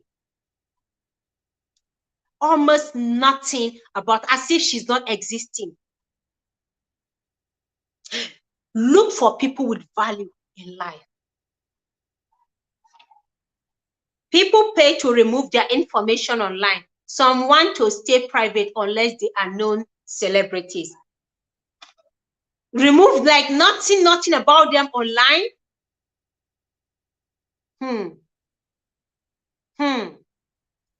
Somebody that would pay for their information to be removed online completely. What do they have to hide? Like, what are they hiding? You are married to a professor, a well-known guy. What would you want? What would they be hiding? Not even their pictures together. Guys, look, not even their picture together. Regular women are human beings. Gustav, welcome. Thank you so much. Regular women are human beings as well. I know that. But people with good background, people you can trace their roots, people you are sure of where they're coming from, their family, their friends, their associates, their colleagues, you can trace, at least you know something about them. Let us not belittle regular women only because of this unfortunate thing. When I say regular women, do you not understand the word regular women? Not just someone without background, not someone that just dropped from the sky.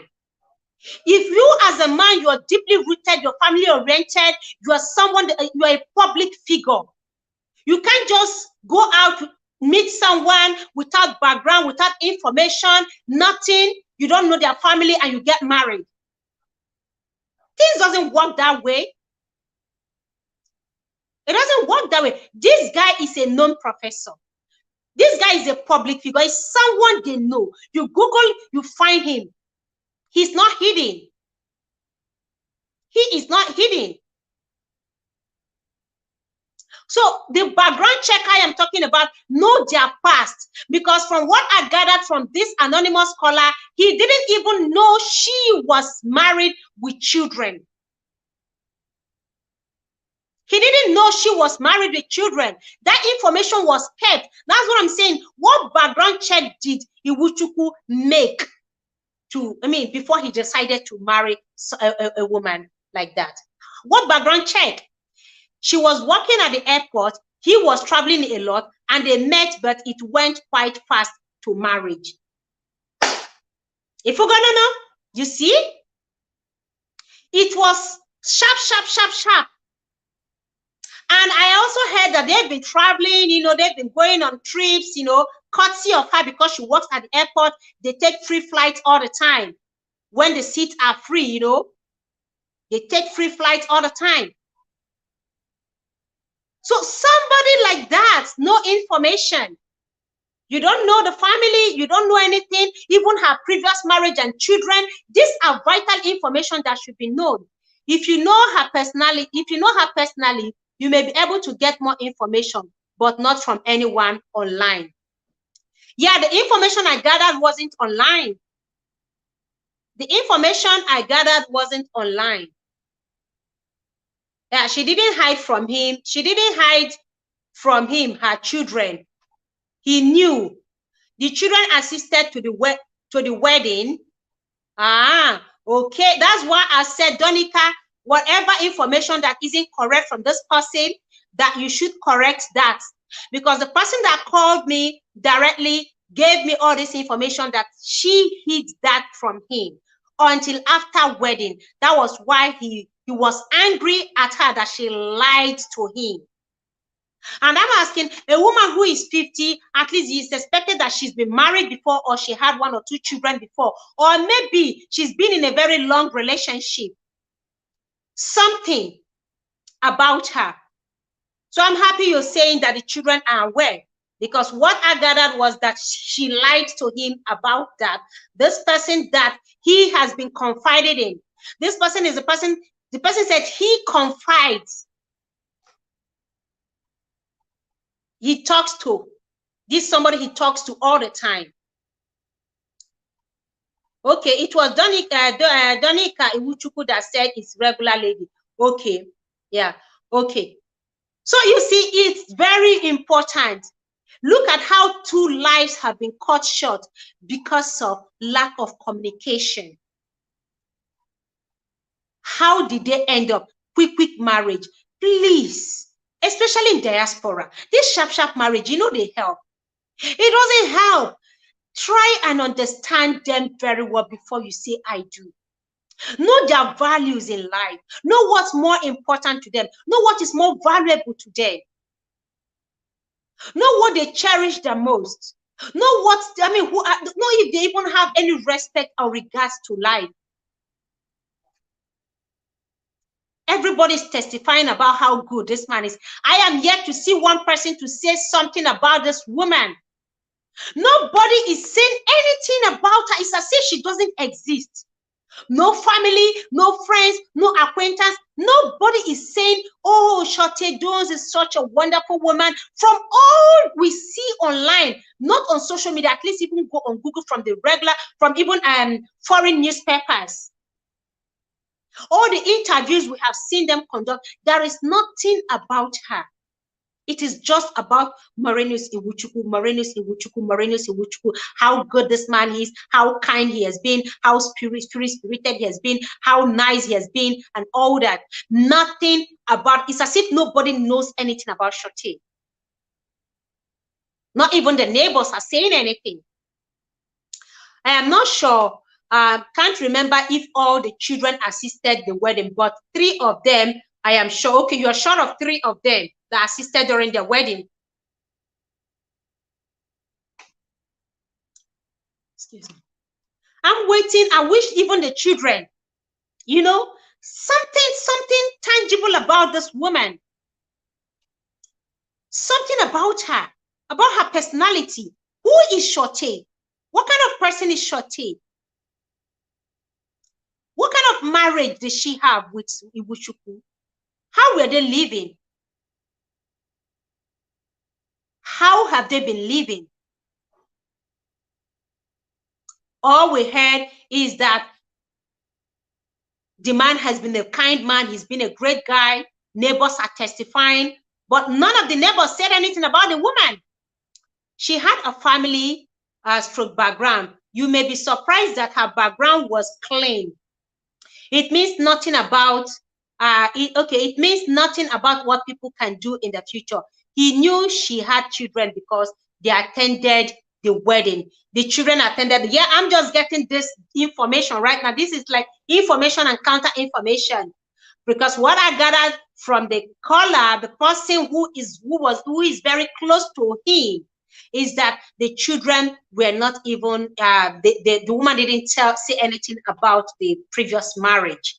He later found out, or maybe he found out prior to the wedding and moved ahead with the wedding. Even the neighbors, from the interview we saw, the neighbors are not even saying anything about her. It's as if this woman doesn't exist.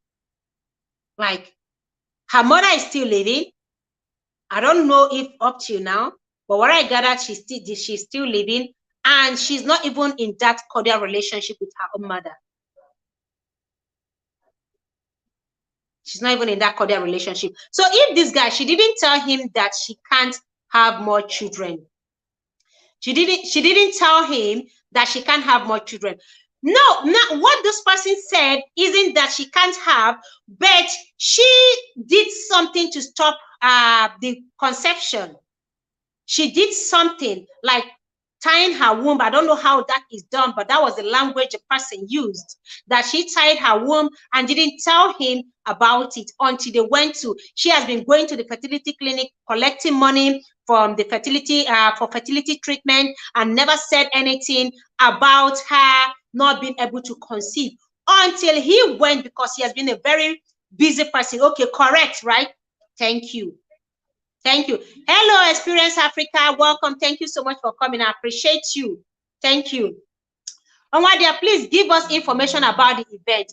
This sounds very much like hot gossip in a very unfortunate moment. Ahomen. I don't get this word. Okay, Ahomen attack and image bashing is not a smart thing to do now. Well, if I should give you more information, I can only give you the information I gather, and which is why I am making this live stream. And you can see somebody that is related to the family is equally concurring to at least 90% of the information I got. These are people very close to him. You can check the name here. This person is bearing the same surname. So this is not like a hot gossip. This is a family affair. And that is why I'm making this live stream and calling. If anyone knows more, like I called, she jumped on this live stream. She saw it, maybe, and she's here to either concur or dispute some things. She's not in America, okay? And the person I spoke with is not also in America. So 90% of the information I got from the person that has been communicating with Marinus Iwuchukwu is fact. It's not just gossip. I don't do gossip.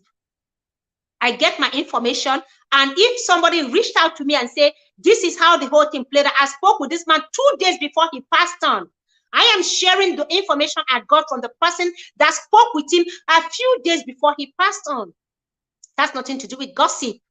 I didn't gather the information on social media. She didn't tell him that she can't have more children. Okay. Correct. Okay. She didn't tell.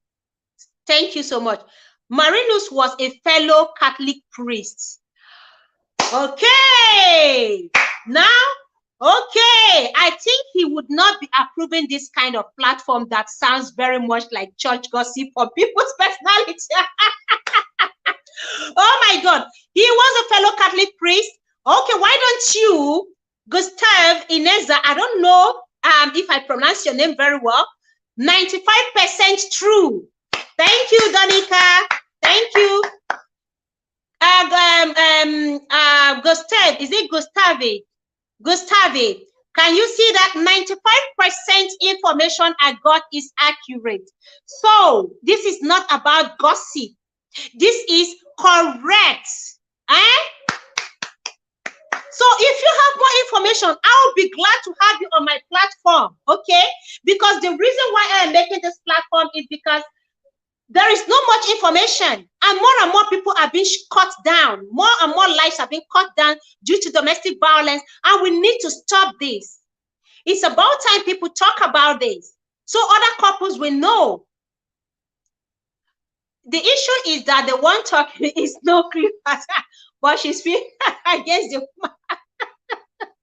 That means you know this woman. Why don't you come up and tell me about Charté? I'm dropping my link here, okay? Why don't you come up?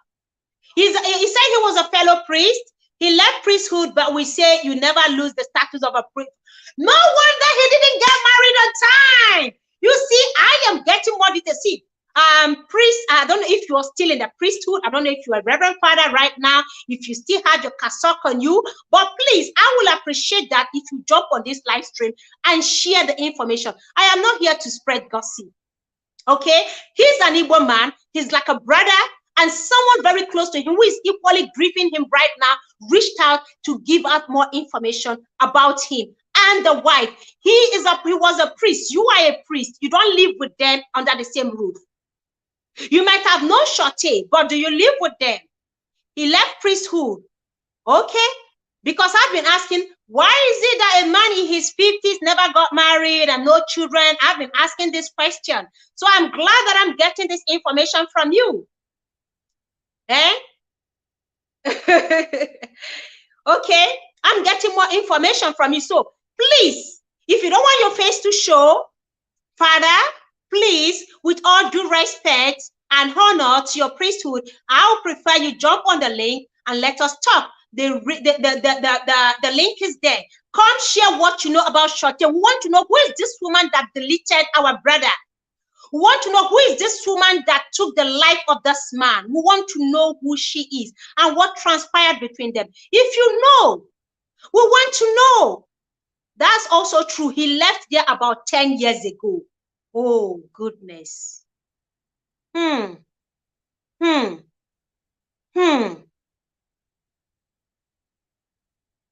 So we appreciate it. Since you know more, Donica is giving us more information. The caller, the anonymous caller, has been giving us more details, more information, and I will appreciate it. Whatever you know, like I said, I don't do gossip. I deal with facts. So if you know facts, come give me facts here. If you know facts, I want to get a fact. Would you agree with Onwadia with what she's trying to do to Marinus' wife? What we gathered, she deleted him. I don't want to use the word due to YT restriction. From the news, was she not the one that deleted him and deleted herself? Please, I want you to answer. Who is the victim here? Who deleted who? This is a murder-suicide case. He wasn't the one that deleted her, right? She was the one. At least from what the SWAT team put out there, from the information on the cops put out there, that police put out there, it is gathered that she was the one that deleted him. I am a Dominican priest and a fellow theologian. Marinus was a mentor to a class, in PhD. Fine, now I know, okay, you're a Dominican priest. Thank you so much for joining my live stream, but I would love for you to come clear some certain things here. If you feel the information I'm giving out here isn't true, please, why don't you come up? You don't stay behind there and tell me this isn't true. I'm trying to tarnish her Charté's image. What about the young man? What about the man's life that was cut short? You might have known Charté. We want to know who Charté is. We want to know who is this woman that deleted our own brother. We want to know. A woman that took her husband's life. We want to know who she is. What transpired? What kind of marriage did they have? Or are you going to tell me that she woke up someday and then picked up the knife and deleted him? Are you trying to say they've been having a peaceful, happy marriage, and then she wakes up one day and decided to use the knife on him?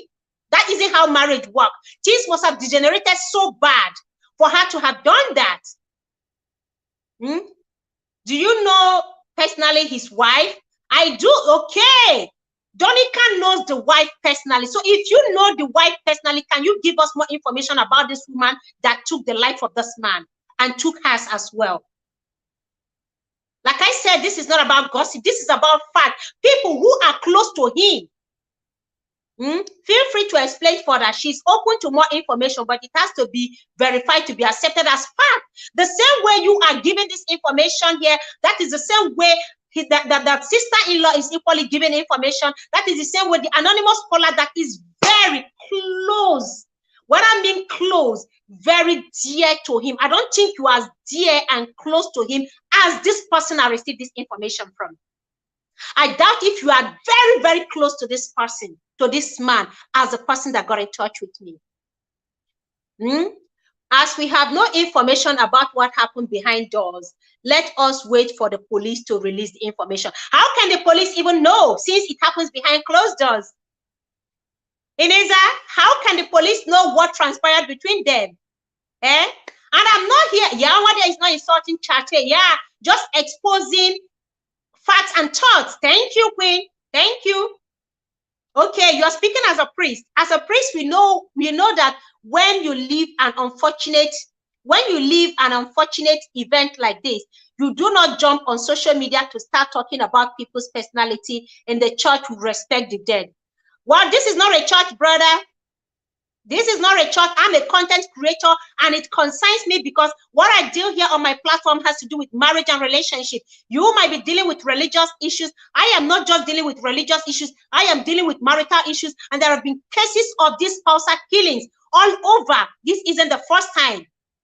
The reason we talk about this is so that we can find the root cause and how do I put it? Enlighten people the more, enlighten couples the more.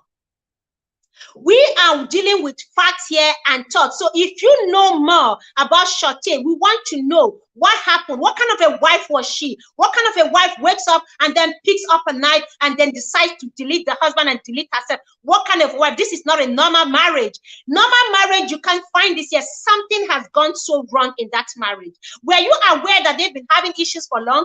Were you aware about the messy divorce? What did you guys do as a church, as colleagues, as friends? What did you do to help Marinus Iwuchukwu before this woman deleted him? Don't get me started here on my live stream. You knew he's been having issues in his marriage for 3 years. What did you guys do to help him before his life was cut short? You don't talk about the dead. He's gone now, but this is someone's son. This is someone's sister, someone's brother. He's got relatives. He's got family. They are bereaved. They are mourning him. They're in pain. They're in tears. You don't just sweep things like this under the rug in the name of church. I'm not running a church program here. This is a live stream where we deal with this. And if you have facts to talk about, please, by all means, like I said, with all due respect, come on the platform and talk. This is a murder case and ongoing. It's a murder-suicide case. It's a murder. Charté is no more. She deleted herself. It's a murder-suicide case and it's ongoing. But from what has been released by the police, we can see that she was the one that deleted the guy and deleted herself. And there were people calling him. As at the time this thing was ongoing, somebody was calling him. And this person is someone that got into. They were calling, they were trying to reach him frantically. His phone was ringing non-stop, off hook. They called Charté. Charté was not picking her call as well. Marinus was not picking, neither was Charté picking. Something was going behind closed doors. Nobody knew. So if you know Charté so well, please, can you jump on this live stream and give me your own facts if my fact isn't correct? If my facts are not right, can you give us the real facts on this live stream? Like I said, this is not a church. We deal with marital issues here and relationship issues here. This marriage has broken down for 3 years, almost 3 years, since 2020, they filed for divorce. Before a man files for a divorce, they must have been having misunderstanding for quite some time. They must have been having issues. No man wakes up and then go file for divorce. Nobody wakes up and fight. They have been having issues. Did Marinus tell you about the marital crisis they've been having? Talking about someone's death without information is stabbing him further. What if he was the one who had issues? Please, this is pure gossip. It's not, it is not as he married a woman from a central jail.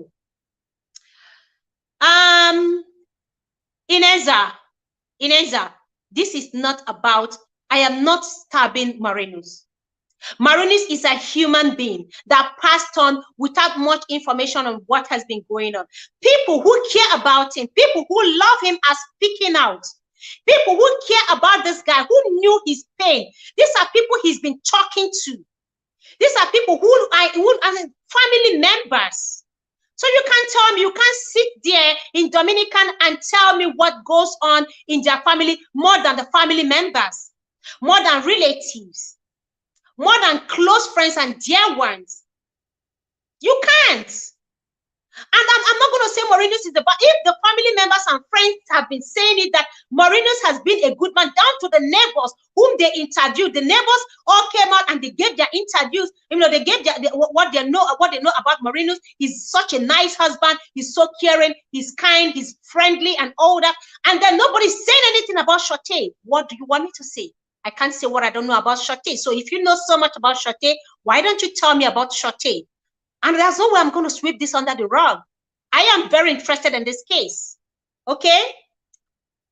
You might not have information, but I do and can confirm that 95% of what this lady is telling is truth. The police can just contribute just a few more details about the murder. I wish I can give you a hug right now and in as much as I know you're mourning, but you're speaking up. You know, we live in an area, no, let the cops do. The cops don't know the details. Marinus has not been talking to the cops. He's not been telling the police about his personal affair. He's not been reporting Charté to the police. They don't live with them. The police don't live with Charté and Marinus. They don't live with them. They don't know what has been going on between this couple. The only people who do, yeah, you are now the one tarnishing the disease. Thank you. Coco, welcome. Say you don't know her side though. Okay, Coco. Oh, I am getting more and more interested in this case. Coco, why don't you tell me about Charté? I don't know about her side. I only know about Marinus' side because people close to him are speaking up. People close to him are talking. People close to him are saying what they know about him. I don't know Charté. I can only work with the facts I have on my table. Do you know Charté? What kind of a wife was she to Marinus? Why did she do what she did? Can you please jump on the link and talk? You don't just stay and say, I don't know Marinus. I don't know Charté. Yes, I agree. I don't know Marinus. I don't know Charté. But you know Charté. Why don't you tell me about Charté? Why don't you come up here and tell me about Charté? Coach, don't worry about it. People continue what you are doing. Oh, absolutely. If you help people's marriages and you speak with a sister person's information on her brother's killer, then your marriage talk is not. GU, welcome. Thank you so much for coming. I appreciate you. Okay, GU, you've been here, right? Thank you so much. You are not helping nobody. You are getting info at the same time as we are doing. No. I am getting info faster than you do. I tagged her daughter. Hopefully she can get to tell her side of the story. Thank you so much for tagging her. That is Charté's daughter, right? Thank you so much, Coco. I really appreciate you. And thank you for tagging her. And I'll be waiting for her to join in on this live stream because we are so interested. We don't know nothing about her. No detailed information. What kind of marriage? I've been asking the question. What kind of marriage did she have with Marinus Iwuchukwu? Yeah. You believe this is God? I'm not sure you know Marinus at all. Thank you. Please, Gustave, I don't know if I'm calling your name right, but let me use Ineza. Can you see the surname here? Can you be closer to Marinus than this person? Can you ever be closer to Marinus than this person speaking? No, I don't think.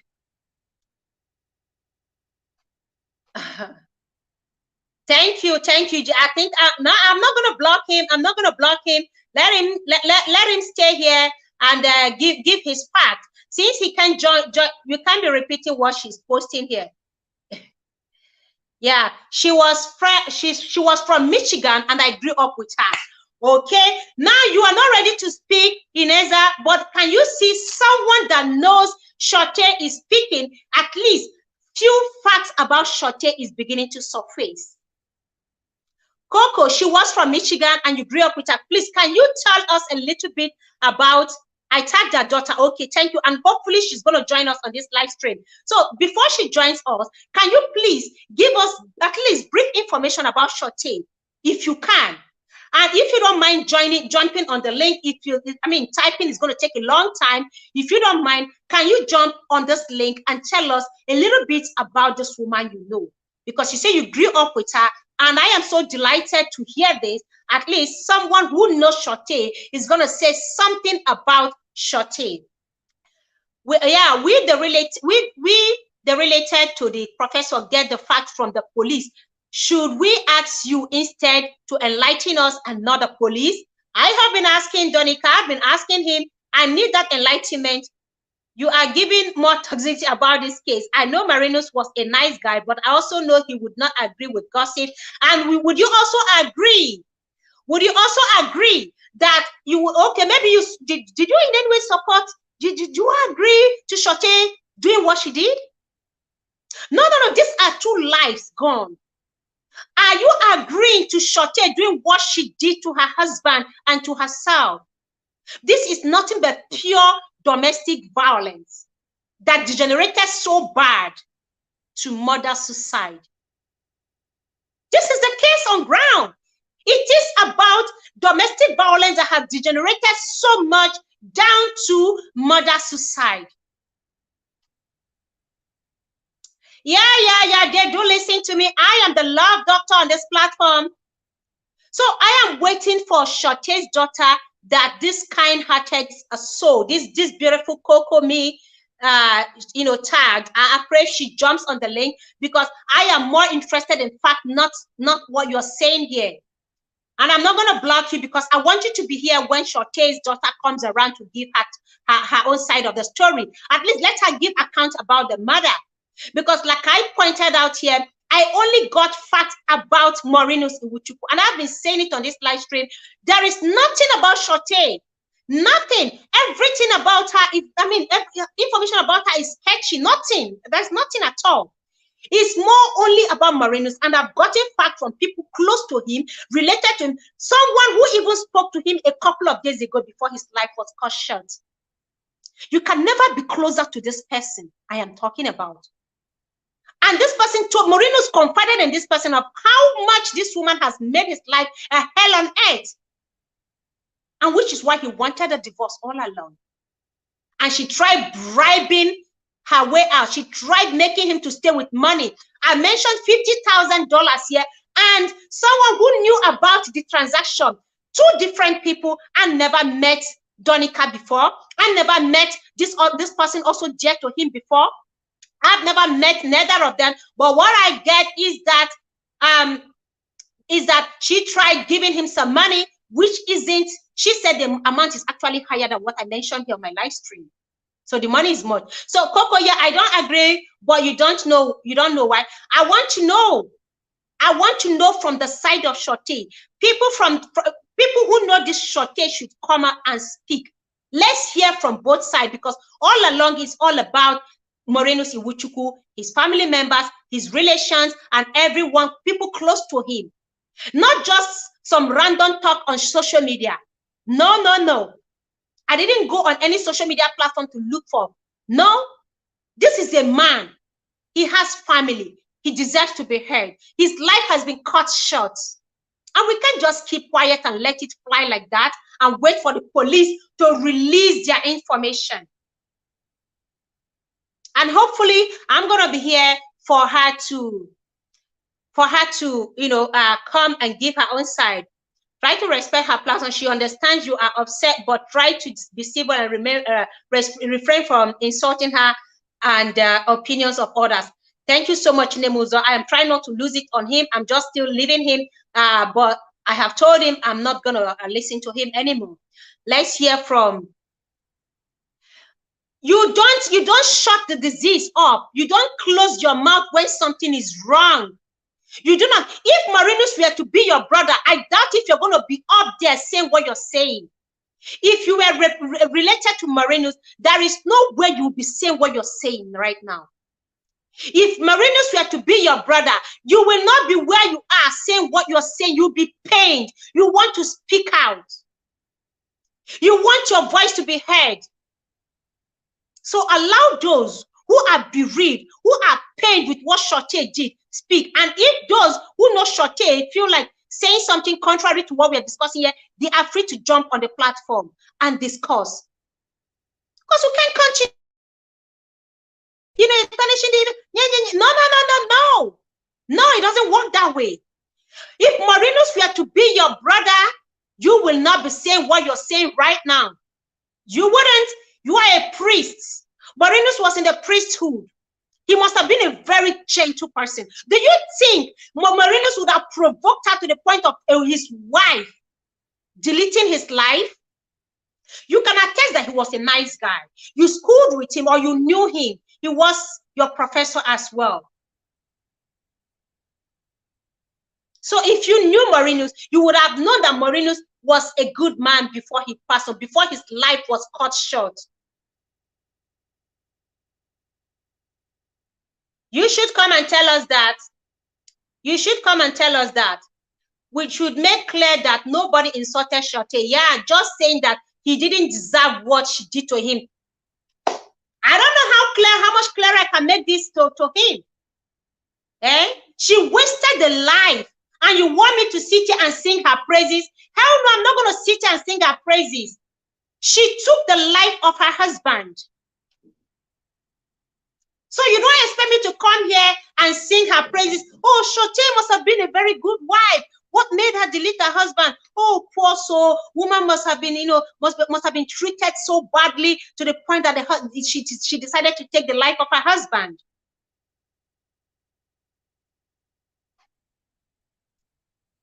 You tell me, you say you know Marinus. If you know Marinus, if you're even close to Marinus, Marinus would have told you. Marinus would have told you that he is going through crisis, or his marriage has been going through crisis. If you are very close to Marinus, Marinus would have confided in you. Marinus would have told you that, this is what I'm going through. Charté is dealing with me. Or my marriage is in crisis. I need help. I need prayers. Did Marinus at any point in time get in touch with you as ex-priest? No. So I am waiting for Charté's daughter to come here and tell us what happened, who the mother is. If the mother had told them anything about the marriage before she decided to end the life of this good man and her life as well. We are waiting for that. She didn't want a divorce. At least it's clear.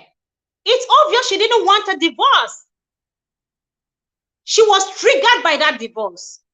He wanted out since 2020. This year will make it 3 years that this man has been trying to get out of that divorce, get out of that marriage, I mean to say. Happiness TV, welcome. This is almost 3 years. He's been wanting to get out. He's wanted out all along. But it lingered up to this very moment. Do you think Charté was happy with the divorce? Oh, if she was happy, she would have left. She would have granted the divorce all along. Why did she not sign the first document that was sent to her? Why was she delaying the divorce proceedings? Why was she holding back? Can you please tell us? There is more. There is more. And we're not going to keep quiet and believe that Charté was a good wife. And no good wife will just pick up a weapon and delete the husband. No good wife does that. No good wife does that.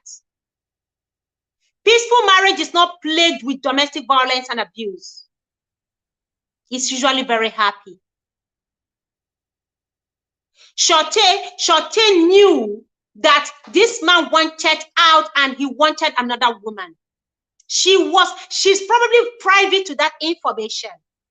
And the question I'm asking right now is, was it that Marinus told her, maybe in the heat of argument, Marinus mentioned to her that he wants out and he cannot wait to get out of that marriage and live his life?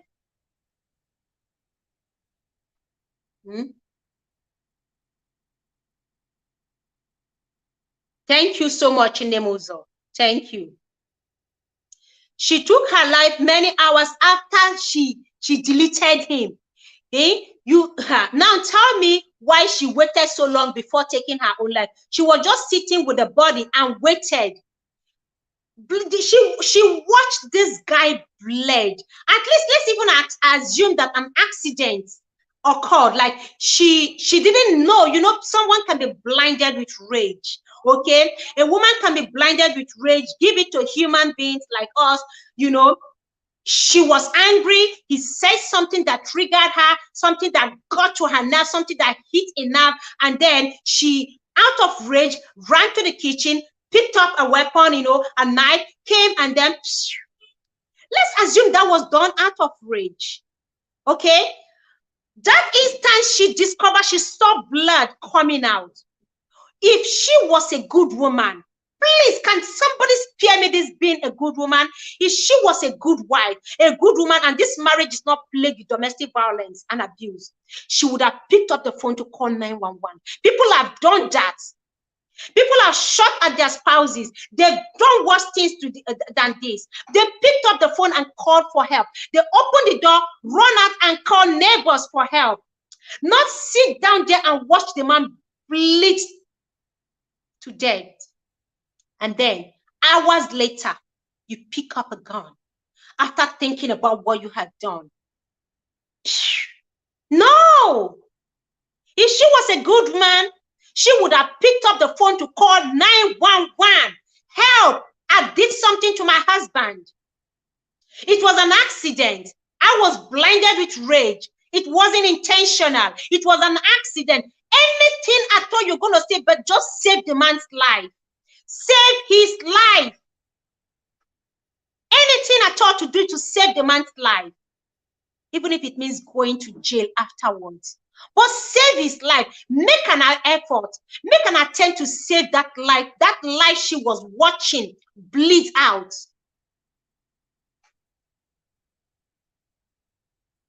She was a good person. I'm really sorry. She was a good person, really. Really? A good person is going to watch the husband bleed to death?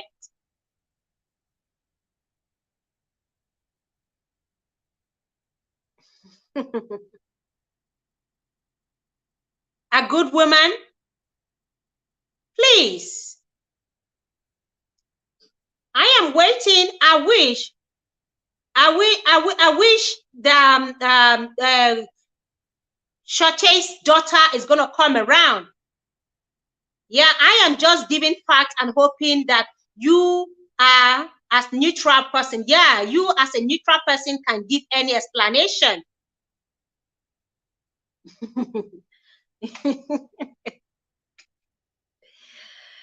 Oh, somebody close to him. Somebody close, somebody who spoke to him a couple of days ago before he passed on. Someone very close to him. So you don't know as much as I've gotten right now. And I am not happy that a life has been lost. And I am not happy that a woman did this and she watched the husband bled to death. You don't expect me to come singing her praises. No. Don't expect that from me, because I'm not going to give that.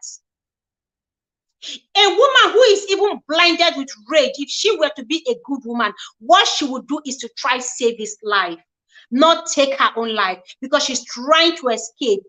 She knows the only way out for her is to equally take her life.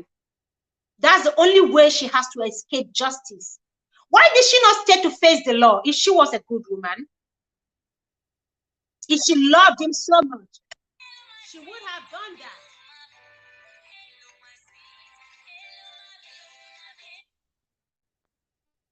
Please, there are a lot of informations, and I want counter. If you have a counter information, can you please give me that counter information about Charté? Can you tell me something more about Charté? Can you tell me who Charté is? Can you tell me how nice and sweet and kind she has been to her husband? Can you tell me Charté was a good woman? Tell me about Charté. What happened? Did she lose it?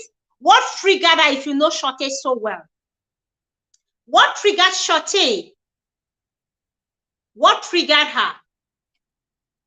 How did she get to this point of picking up a weapon against her husband? How? I want to understand. I really want to get the point.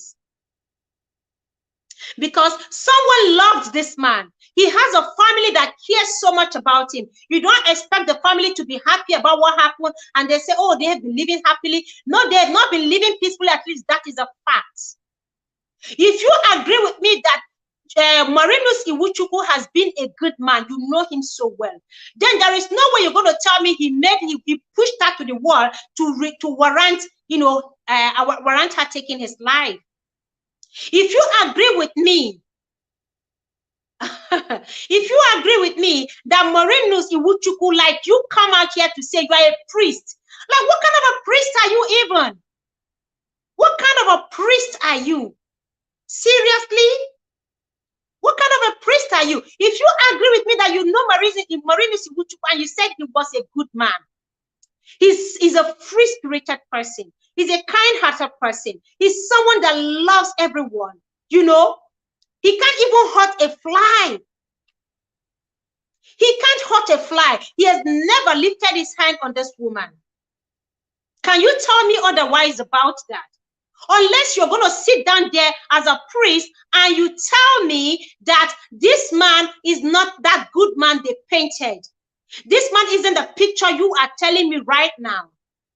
You have to sit down there and tell me, what kind of a priest are you? If this man is close to you, you know him too well, he must have confided in you enough to tell you what he's dealing with. And if you say he was a good man before he passed on, then you should have known that no good man would make the woman go to the point of taking his life. You should have known.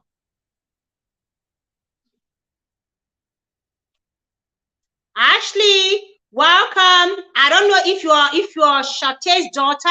You let me know. How do you know what went on behind closed doors?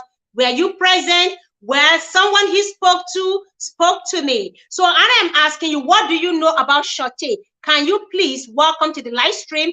Tell us what you know about Charté and what happened before she cut down the life of this guy and took hers as well. I'd love to know. Tell me. Tell me. Charté is gone. She didn't talk to anyone. Charté didn't talk to anyone except she spoke to the daughter, or she spoke to a family friend or a relative.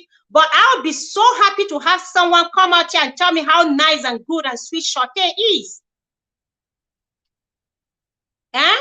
I would love for someone to come out here and tell me how good and nice Charté was before she passed on, and how Marinus pushed her to the wall before she picked up a weapon and decided to. This is not just one stabbing. This is multiple wound, multiple knife, multiple stabbing. No, tell me Marinus deserved this. No, come out here and tell me this young man deserves to be deleted. Come out and tell me that this young man deserves what he got. No, I want to know. He deserves what he got. Is that what you're trying to say? Did he deserve the way he passed on? Did he deserve what Charté did to him? Tell me.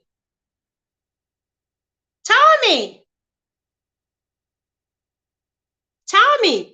He didn't speak to me, neither did Charté, but someone he spoke to who has been trying to reach him frantically, even when this whole thing was going on and he didn't pick his call. They tried calling Charté as well. She wasn't picking her call. So I want to know someone that knows Charté. Can you please tell me how nice and kind and sweet Charté has been? Can you please tell me?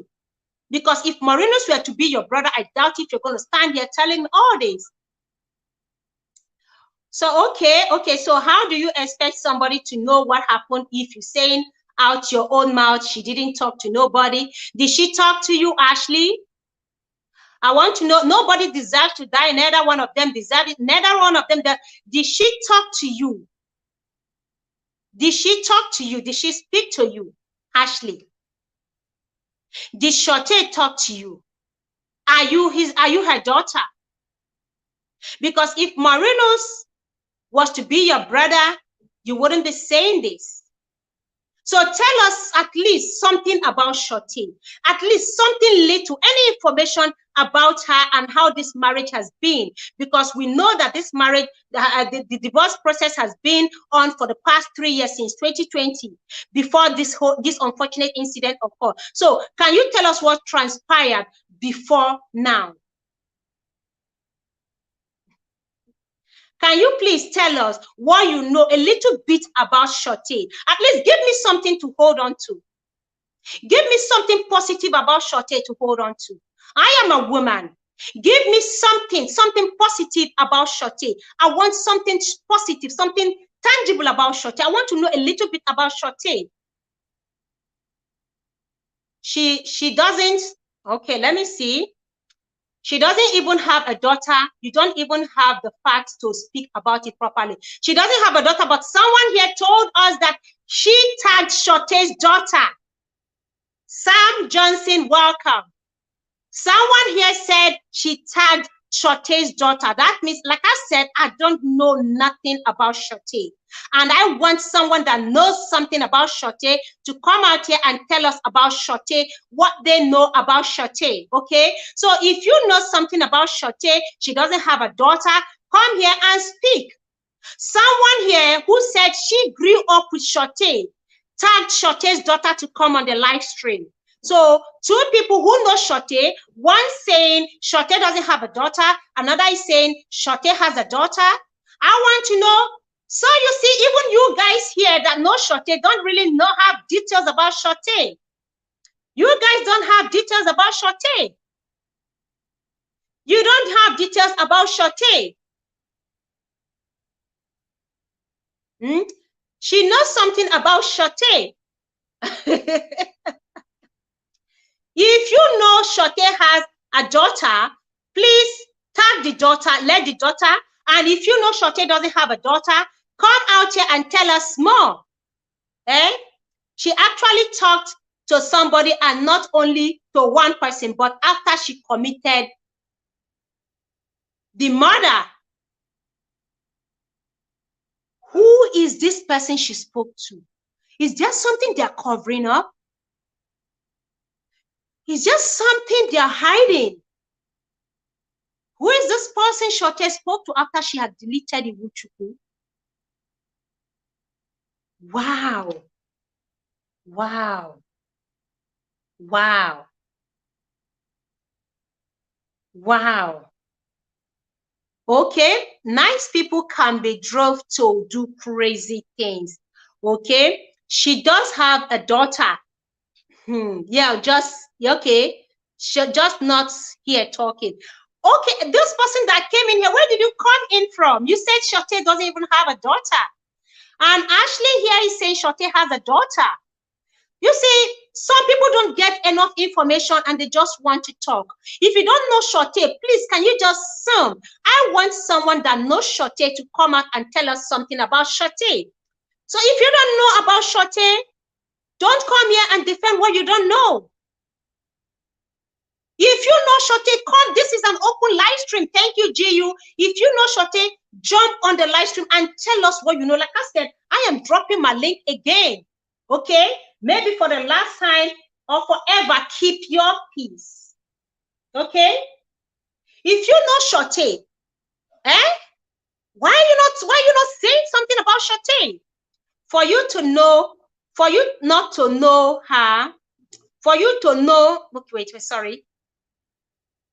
For you not to know her or anything about her, to be speaking on her and the disease is disgusting. Yet you get, I don't get what you're writing. I don't get it. Ashley, I don't know about Charté. I only know about what I gathered about Charté. Who is Charté? If you know Charté, another person is here saying Charté doesn't have a daughter. You said Charté has a daughter. Who did Charté speak with after she murdered Marinus? Because if Marinus were to be your brother, I doubt if you're going to be here saying what you're saying. You will be raving, you will be angry. You're not going to take it when someone just drives a knife through your brother. You won't. You'll be in pain. People who his family members are mourning him. What are you saying? No, you think this guy fell from the sky? This guy has a root. This guy came from somewhere. He has a family who is mourning her right now. It is hard for people already. So don't come here and paint Charté as an angel when the family of this guy is mourning. He is my brother. He is. Let me see, who do we have here? Oyoyo Wanyoma, okay.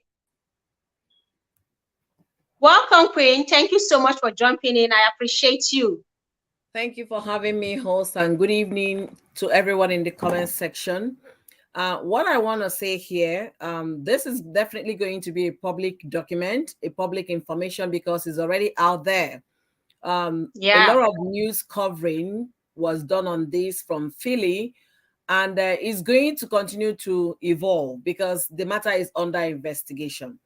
I can understand how passionate the host is talking about this, and at the same time, Gustava, if I got your name right, I can understand from the angle you're saying, giving respect to the dead and all of that. But let's put it in this way: it's always easy to feel situation like this. When you wear the shoes, you know exactly how it hurts. Okay, if the other person that is not wearing the shoes, the person will be able to like look at it in another angle. However, she is speaking from the knowledge she gathered. Like she said, if anybody has information to the contrary, the person can come up to talk about it here. But like I said, the matter is still under investigation, so there is no need insulting anybody here for those saying that she's spewing poison. No, she's talking as a passionate presenter discussing the issue. However, if you have any information to the contrary based on what she has shared here, you can also let her know what you have, and that might help her through a more balanced conversation today. So if you have any information, let her know what you have so that she can be able to make her own conclusion based on the facts presented to her. So please, let's tone it down with all the name calling. Please, it's not necessary. Let's tone it down. Marriage is not by force. If a man has filed for a divorce, the right thing for anybody to do, if you think, yeah, you can go to court and then find out what is going on. If this person said, I'm no longer interested, I don't want to continue to be in this marriage, the most honorable thing to do is to sign the divorce document and you walk away. Okay, there is no point you getting so mad to the point of, lives are being taken and things are done in that way. There is no point to it. No matter how the person is pushed, we should still be able to have control and manage our anger. We should be able to have that. I know human beings can push, we can push each other, but at the same time, this life we are taking, we can't create it. And I said, I can see we have a priest here. Until we start creating human beings, then we can be able to say, yes, I made this person, then I can decide to end the life. We can't make human beings, so we have no right whatsoever to do what? To take the life we cannot create. And that's where it's painful. And it's unfortunate that both of them are no longer alive to like give testimonies to court or even answer to police on what really happened here. However, no matter how you look at it, it is painful. If information is coming out that she did what she did and still sat there, not calling 911 to see if he can be saved, that is the height of a human wicked heart. The Bible you says can imagine. The Bible said the heart of man is desperately wicked. Who can tell? And that is it. No matter how angry you are, every day we wake up, we go against the will of God in one way or the other. And that God has not sent thunders to strike us dead. So we should be able to accommodate other people's provocation. We should be able to accommodate that. No matter what the person did to you, walk away if you can't handle the anger at the point, at the heat of it. Walk away, open the door and take a walk. Call somebody, call 911 that this person is provoking me. They will come and escort the person out of the house. So please, no matter how you look at it, it's so painful, and I believe the families are hurting. And at the same time, what we can do for them best now is to pray for the families. Are we going to wake back the disease? No, we can't bring them back to life. But we can at least do one thing, not avoid abusing each other here in the comment section. That's what I came to talk about. Thank you so much, Wanyom. I really appreciate you. I am not paying attention to the person that called himself a priest and is busy throwing insults here and there. I don't know. I'm not paying attention, but he's saying, I don't know Charté, and I agreed I don't know Charté. And I am asking, if you know Charté, you are here to defend Charté, come out here and tell us a little bit about Charté. And I said it from the beginning of my live stream yesterday that there is no information about Charté. I am only speaking on Marinus and what he has gone through. What I heard that he went through in the through others' marriage, why he filed for divorce, the information I got, why he filed for divorce, everything that has transpired, and this person knows him very well to the point that they spoke. Okay, so I am not speaking based on hearsay, and of course the in-law, Marinus' in-law is here. She's married to Marinus' brother as well, and she is concurring 95% of everything I have said here. She is somebody that knows Marinus very well as well. But not Charté. So are they expecting me to come here and applaud Charté for what she did? Domestic violence is something that gets to me, you know it. And I feel bad when I hear things like this, spousal killings left, right, and center. I am passionate about that, especially our people who are in diaspora. I am passionate about that because this isn't what marriage should be. I have been talking about couple, husbands walking away whenever they're in a heated argument. Whenever it has escalated, take a walk, take a deep breath. It is very important. But in the case of Marinus, what happened? That's the question. Did the woman lock the door and held onto the key? Did she collect? Because from the person who I spoke with, they have been calling, they kept calling, and he wasn't picking. They resorted to calling Charté, and she wasn't even picking as well. They were calling on her. She wasn't picking her phone. Marinus wasn't picking his phone. And that got people worried. They had to send someone to call 911. These people are not even in the United States. But they were able to get through to the authorities over there to come over and check on Marinus and the wife. And that was how they found both of them lying in the pool of their own blood. So they can't just be there telling me Charté is a good woman. What good woman? Even if it was a mistake, even if it was done out of rage, you do not sit there and watch your husband bleed to death. You do not sit there and watch him take his last breath. Someone was saying that she even spoke to someone. I don't know who, but that's the information I am waiting for. I don't know Charté. So you who know Charté, it matters. Does it matter? Because none of us have it matters. You can't just tell me it doesn't matter. Let the both of them rest in peace and all that. And then a man, if this man, the question I'm asking, if this man were to be your brother, you are not going to sit there saying, let them rest in peace, forget about, let the police bring out all the necessary information and all that. The police were not in their marriage, though they're going to make the information, they're going to make the investigation, but they don't live with these two people.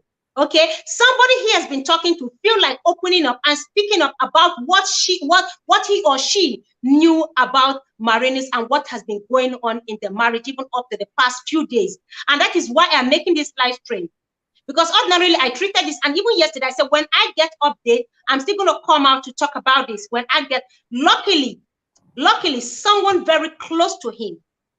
Okay, so I am not, two people confirmed the information shared here already. And I'm not here to paint Marinus to be a bad person, because what someone close to him and what the social media, from what I gathered from the neighbors on social media, what they said about this guy was that he was a very good man, a very friendly fellow.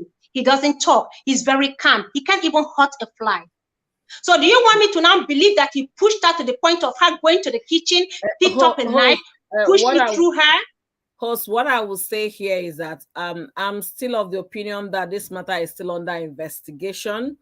And definitely the police is going to round up investigations soon so that they can allow the families to, to bury the dead and mourn their loved ones. However, I'm of the opinion we should leave it at that. Okay, information we are gathering, fine. As the police is releasing more information, which will be official, then we can be able to continue to discuss on that. Yeah, for now, let me just wait for Charté's daughter that will join the live stream if I thought she's coming. And Taji Bradley says Charté is a good woman and everybody loved her personality and she loved being around family. Okay, something coming up about her. She was a good woman. Was she happy in that marriage? What kind of marriage is that will make her want to, take a life and sat there and watch that life taken away? That life just go like that. You think okay? What's her name? Ashley was saying her brother was killed in a gunshot violence and all that. That was not a deliberate act. Like that was something that they were having, maybe a fight or so. But this man was in his home and his wife did this to him. His wife. It wasn't a gunshot violence. It wasn't an accident. His own wife did this to him and took her own life. Was last year the same thing happened between two couples in America. The man deleted his wife. I talked about this on my live stream. They are both from Nigeria. The man deleted his wife, called on 911. In fact, while she was still lying there helpless, he called 911, said all sort of things about the wife and what has been going on in their marriage. He even tried giving out information and then deleted himself. 2 lives wasted. How many more? How many more? If somebody comes up to you and tell you that this marriage is not working, advise them to leave. Advise them to leave before it degenerates, before it gets so bad. Let them walk away from that marriage. They have been in this divorce for how many years now? Since 2020.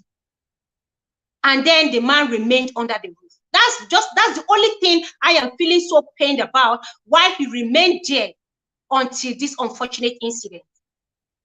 From what I gathered, he didn't want to leave because Charté has been begging, trying to make amends.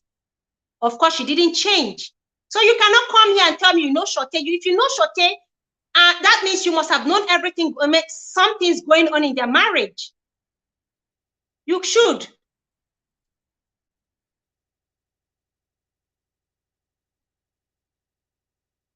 She was a great person herself and made a poor decision. And it's shocking to everyone. We don't have answers. Ask God to reveal the answers. She made a very wrong decision. It was never a fight. It was a careless act. Okay, let me sit down well and read this. Are you seeing?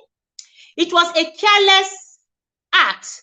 So don't speak on, you don't know about which has. It was what kind of careless act? What kind of careless? What kind of, why don't you, okay, why you ain't go save him since you just know so much? Oh, careless act. A woman picks up a weapon, drives it through her husband multiple times. You tell me that was a careless act? Ashley, seriously? That was a careless act to you? Can you guys just call a spade a spade? Who does that? What kind of a woman picks up a knife and drives it through her husband, and then you sit there facing your system, typing it was a careless act? Really? Okay, okay, you are talking about your brother's incident being a careless act. Okay, that one is different. If you tell your brother a careless act, that's different. But this is a deliberate act. We are talking about a deliberate act of a woman on the husband. Get your info, or you get your own information about Charté. Nobody says she was a bad person, but how good are you? How good are you to kill your own husband? Marinus Iwuchukwu, we need to ask them. Seriously. I don't know much about Charté, but from what we gathered, she is the one giving the man hell in the marriage. So don't tell me, don't come here and tell me she was a good woman. She loves to be around family. She was so kind and nice. What kind woman watches her husband take his last breath and won't even pick up the phone to call 911? To even save him. At least let them make an attempt. Once is a mistake. Twice we say, okay, what about 3 times or more? And then the man lies there. He can still be saved. But you did nothing. She did nothing. She did nothing. Did nothing. She did nothing.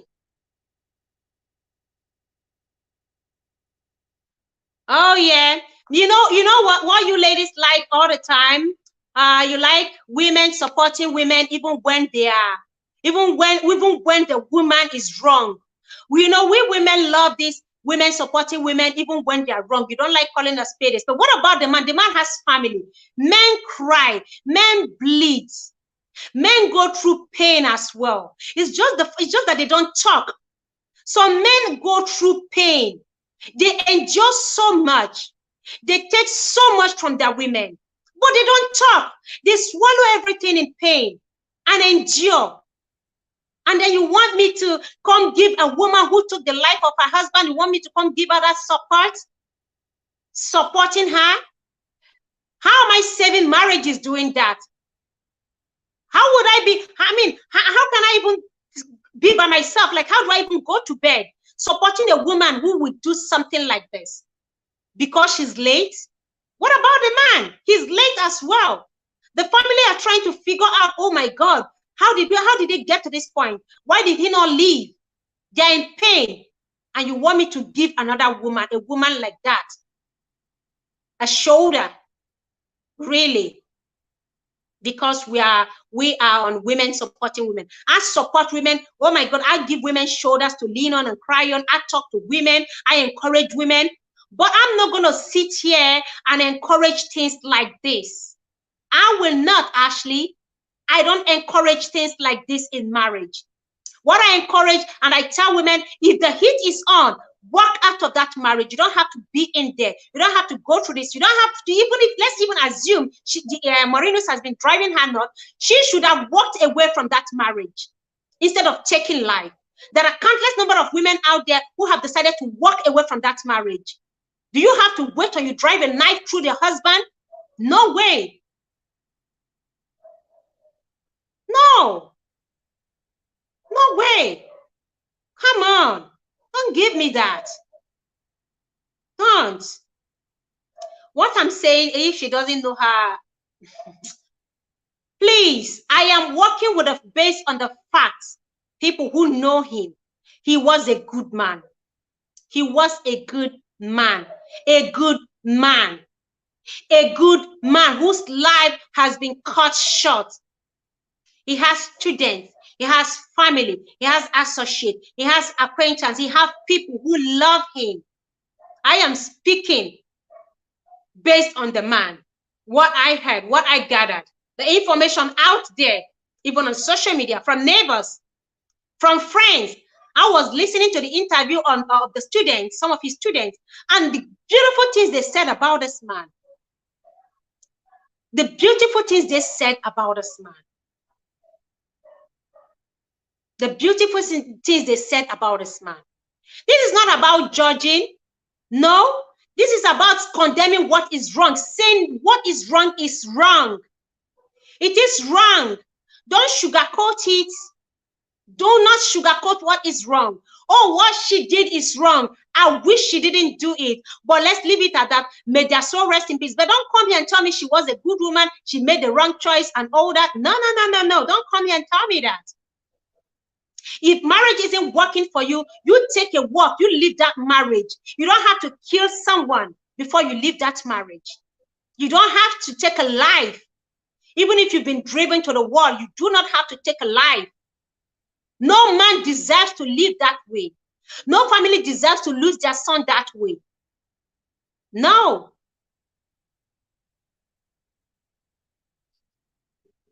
Ask yourself, what drove Charté to take both of their life? I don't think that man was innocent either. Can you hear that?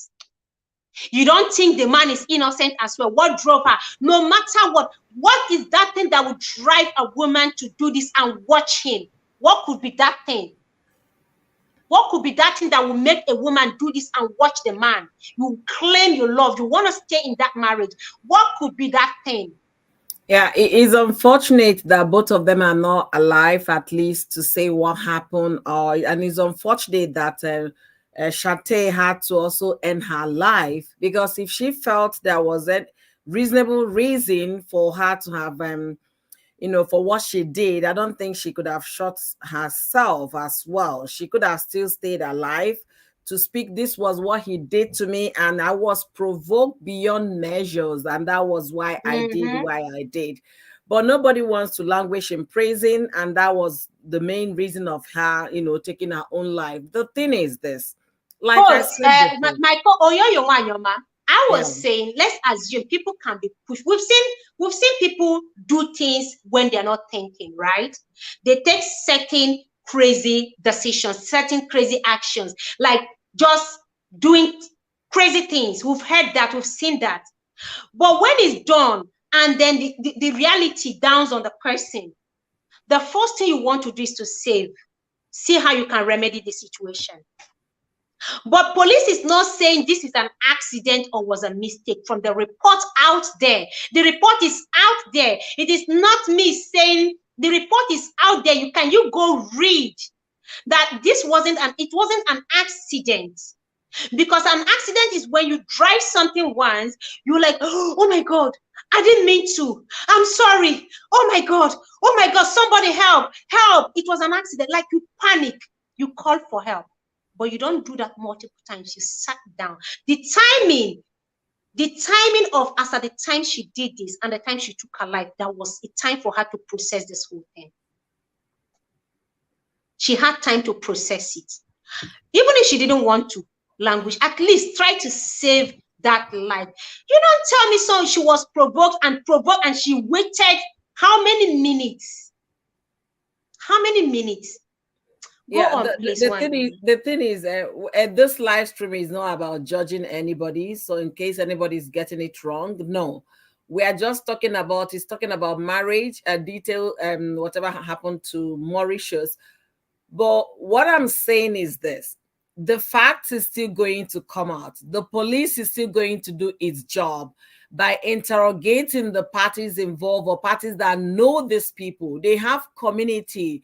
I believe this man has friends. This woman has friends. She has families. They are still going to interrogate to see what happened.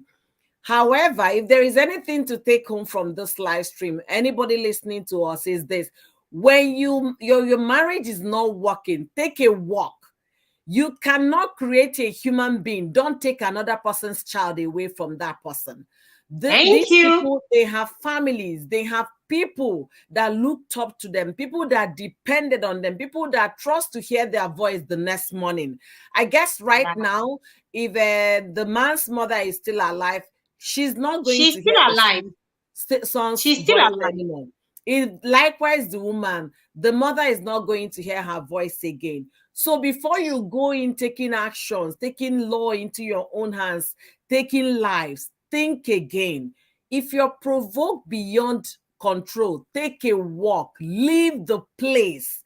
We teach our children how to manage anger, how to calm down, how to control themselves. Now we are telling adults what to do when you're provoked. We are telling adults how to handle anger. I know ordinarily people can push you to do otherwise, but it's bottled anger. For many years, you have been bottling it, thinking of how to end this person, what to do to this person, how to deal with this person. It doesn't worth it, because at the end of the day... Do you remember we were talking about a woman, a couple equally dealing with something similar like this, like it has degenerated so bad. until one day, you don't know, one thing, one minor thing can just make one person take such action. So like you were saying, walk away if you can. Don't let things pile up. The anger, this thing has been lingering for years. Before, remember, before Marinus filed for divorce, they must have been having issues through, let's say, 1999, I mean 2019 or 2000, maybe shortly after they were married. You know, they started having issues. For him to file for divorce 2020, that means they have been having issues, unresolved issues, that he found, oh, I can no longer go ahead with this marriage. So it's not as if you woke up overnight and file for divorce. People file for divorce when they try to remedy the situation, when they have tried their best to change their spouse, you know, when they've tried their best to make them see reasons, when they have done everything they can to save that marriage, and it isn't working, they now file for divorce to free themselves. So this guy has filed for this divorce before now and stayed put for 2 years into 3 years before this unfortunate incident. So it's not something, the more they stay together, the more bitter they become. The more they stay together and see each other, keep fighting, keep dragging this whole thing, the divorce process, and it makes the situation worse for them. Yeah, definitely. You know, I don't know, they filed for divorce since 2020. At the point of reporting that information on the news, we don't know if they were still living together in the same home. That we cannot verify, or if somebody moved out. It's advised for somebody to take a walk. If it's not working, you don't have to end your life. You don't have to end the life of your loved one. If the marriage is not working, it's not a do or die, it's not a must. Walk away. Walk away. It's he who is alive that will live to fight another day. Walk away. And if you think your life is miserable, that you cannot control it, you may as well go and take care of your own life and forget other people that still want to live. We shouldn't shut people down this way. It is terrible. It's a bad thing that happened to the families involved. And I pray that God will help them heal as they mourn the deceased, and as well recover, because this is going to be a very tragic moment for them and very traumatic as well. Having said that, it is better to do what? To walk away from any relationship that is not working for you, rather than taking your own life. It is better, still better, to walk away. Walk away when it's not working. You don't need to take another person's life to prove a point. You don't need to go into that kind of violent situation because you think you have something to do. Please walk away. Walk away. Let people be alive to speak for themselves tomorrow. And like I said, if there was any reason, cogent reason, that she could have called 911 if her life was in danger. She could have called the police. I mean, US 911 call, less than 10 minutes, somebody is in your place. She could have called if she was in danger. But grabbing a knife, stabbing someone, no. And then shoot the kid, making sure the person is completely gone before taking your life, no. It does not warrant it. People should do the right thing. Walk away when it's not working out. Dunn-Detail Iwuchukwu say, Ashley, because I know that he was not abusing her. Quite the opposite. I can give my opinion. What do you know about them? How much time you spent under the same roof with them? This is somebody that knows. If you see the surname, it is not an outsider. This is an insider. This is an insider that is speaking, and the other person as well is an insider. So you that are you actually, you may be a friend of Charté. You may be a friend, but this is also family members, friends, people who are related to them directly, not just friends. She's saying 9 times out of 10 she probably blacked out when doing that, when doing what she did. She couldn't believe what she had done and couldn't handle it and took her own as well. Oh, goodness. Yeah, she didn't know. Even if she blacked out, she was furious. She was raging. You know why I'm making this live stream? So that women should know. You need to think before you make any action. And even after that action has been taken, at least still have the kind heart to save that life. This is a grown man. If he had married early, this man would have become a grandfather at this stage. If not, he went to priesthood. He became a reverend father. He became a reverend father and left the priesthood. According to his fellow priest, he said he left the priesthood 10 years ago. So this man would have become a grandfather. Imagine at this age, a woman doing this to him. What would have become of the children? Is it because he doesn't have children? You just feel you can just take him away? No. Even if she was blinded with rage, she had time to process the whole thing. She had time to think through. Now, I have something to say to Ashley. Ashley, your tone to the person talking is rather rude. You said, well, why the insider aren't there to save the man since you know so much of what happened or what was going on? Please, if you see the last name of that man and the deceased, they're the same. So he might have had conversation with this person. If they're related or not, I don't know. So don't go saying, why was he not there to save the man? That is very, very, very careless of you to state that. Why did Charté not save me? So please, even if she was blinded. What I'm saying here, we should be mindful of what we say to people. We should be kind to one another, because all the things going back and forth here is not showing any kindness. The next thing now, somebody provoked me, that's why I did what I did. No, take responsibility for your own action. If you have children, you're teaching them how to calm down, how to take it easy, how not to fight first. But please, your words are as bad as the action. So watch what you write, because this family, they are grieving. They are. And you heard this person, Iwuchukwu, saying that they are grieving, they are in pain. They knew, all along what this guy has been going through. And from the insider, they've been telling him, you need to leave. You don't have to stay. You already made this mistake. You need to leave. But he didn't want to leave. He felt, why should I leave the house for her? I've got this house for how many years? I've been paying the mortgage of this house. Why should I leave? Why should I leave? It is sad. Let's call a spade a spade. Ashley, tell me how to explain to my children who are adoring his uncle that his wife killed him because he wanted to divorce her. When we are touching that the violence is no solution to any party. Thank you. We are here talking about it is not a solution, and you are talking about trying to defend what she did. You can't sit here defending her. Even if she's your friend, have some conscience, have a heart that this man equally has a family. He doesn't deserve it. He never deserved this. All he wanted was a divorce. And divorce is not, it's not a death sentence. The fact that you wanted a divorce from a woman, it shouldn't make the woman want to take your life. And even you as a woman, even if you're a divorcee, it doesn't make you less. It doesn't remove anything. It means that you're going to move on with your life. After all, Iwuchukwu wasn't her first husband. She's been married before and divorced. So this isn't her first divorce. Why did she take it? Why did she not take it out on the first husband when he served her the divorce, or maybe when they parted ways? Why did she have to do this to him? You can't sit here telling me, trying to justify that the woman is a good woman. Pause before I step down.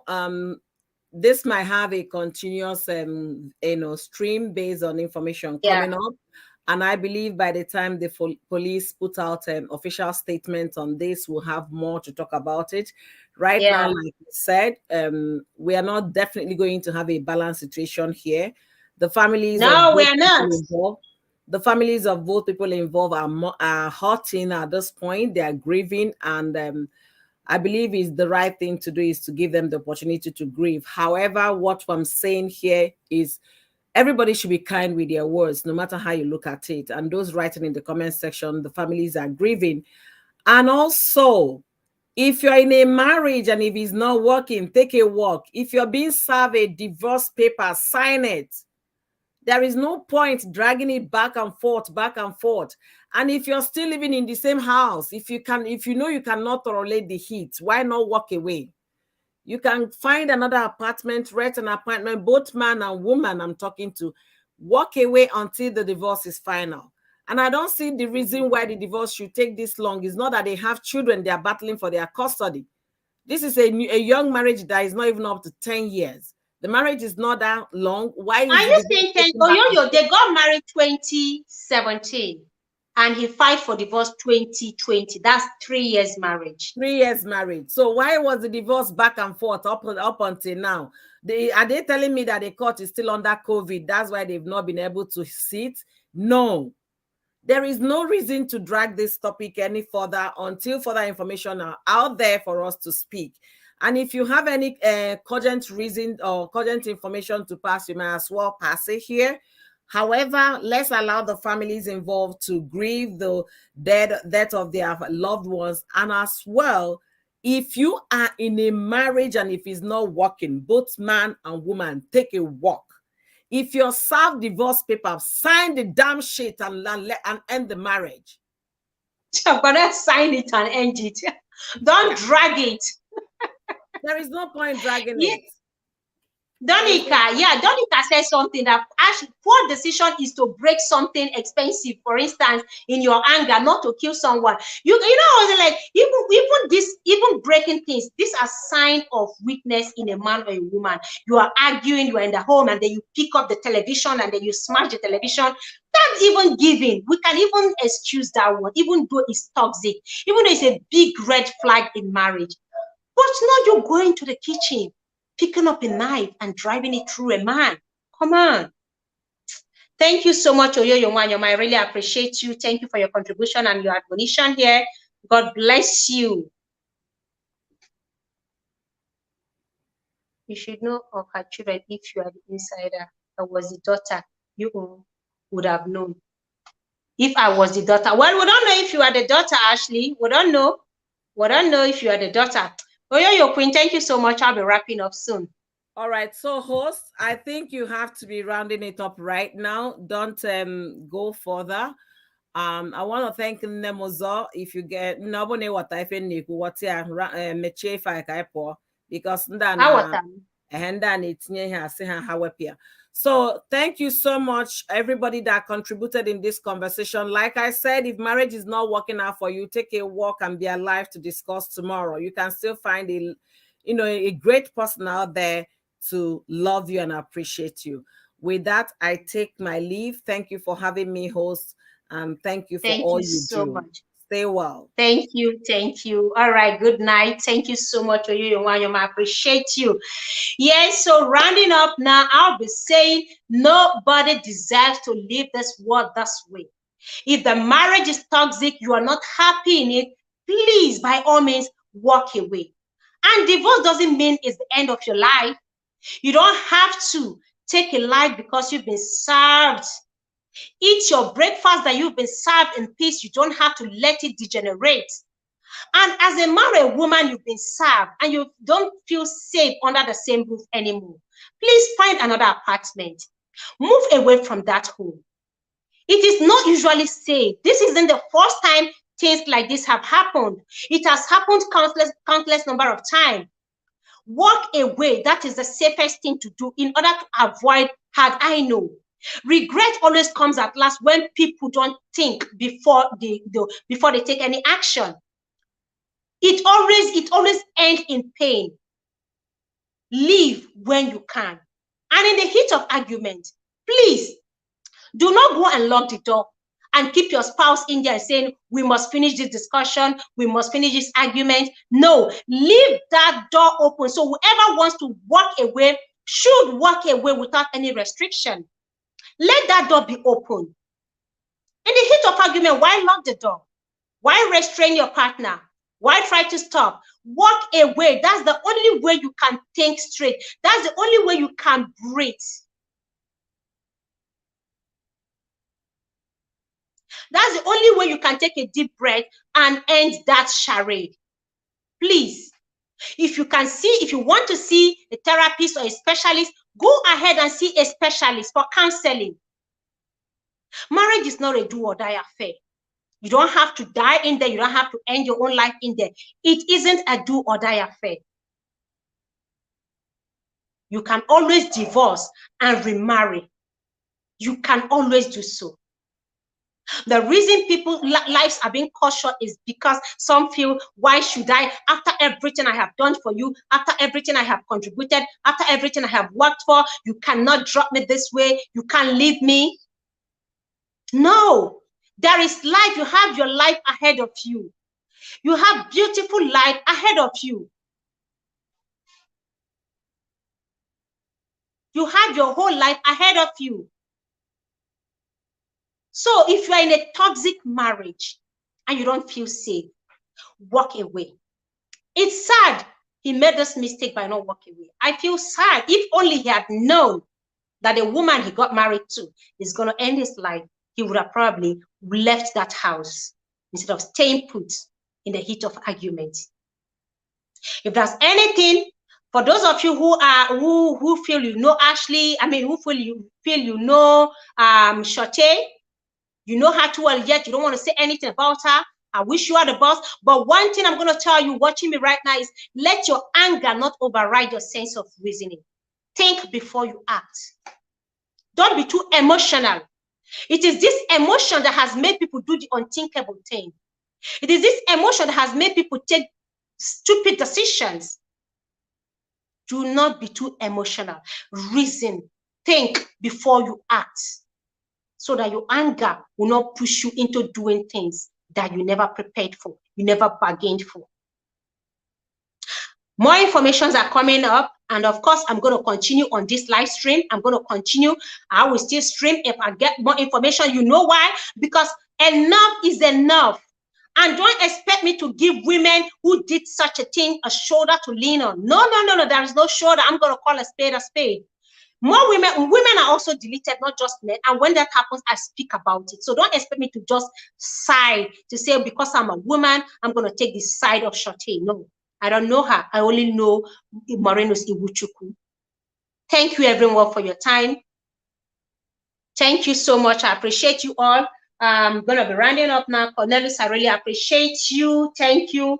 Dunn-Detail Iwuchukwu, God bless you for what you've shared here, for your contribution, for the insight giving. God bless you. And I say that may God give you and the rest of the family the fortitude to bear the loss.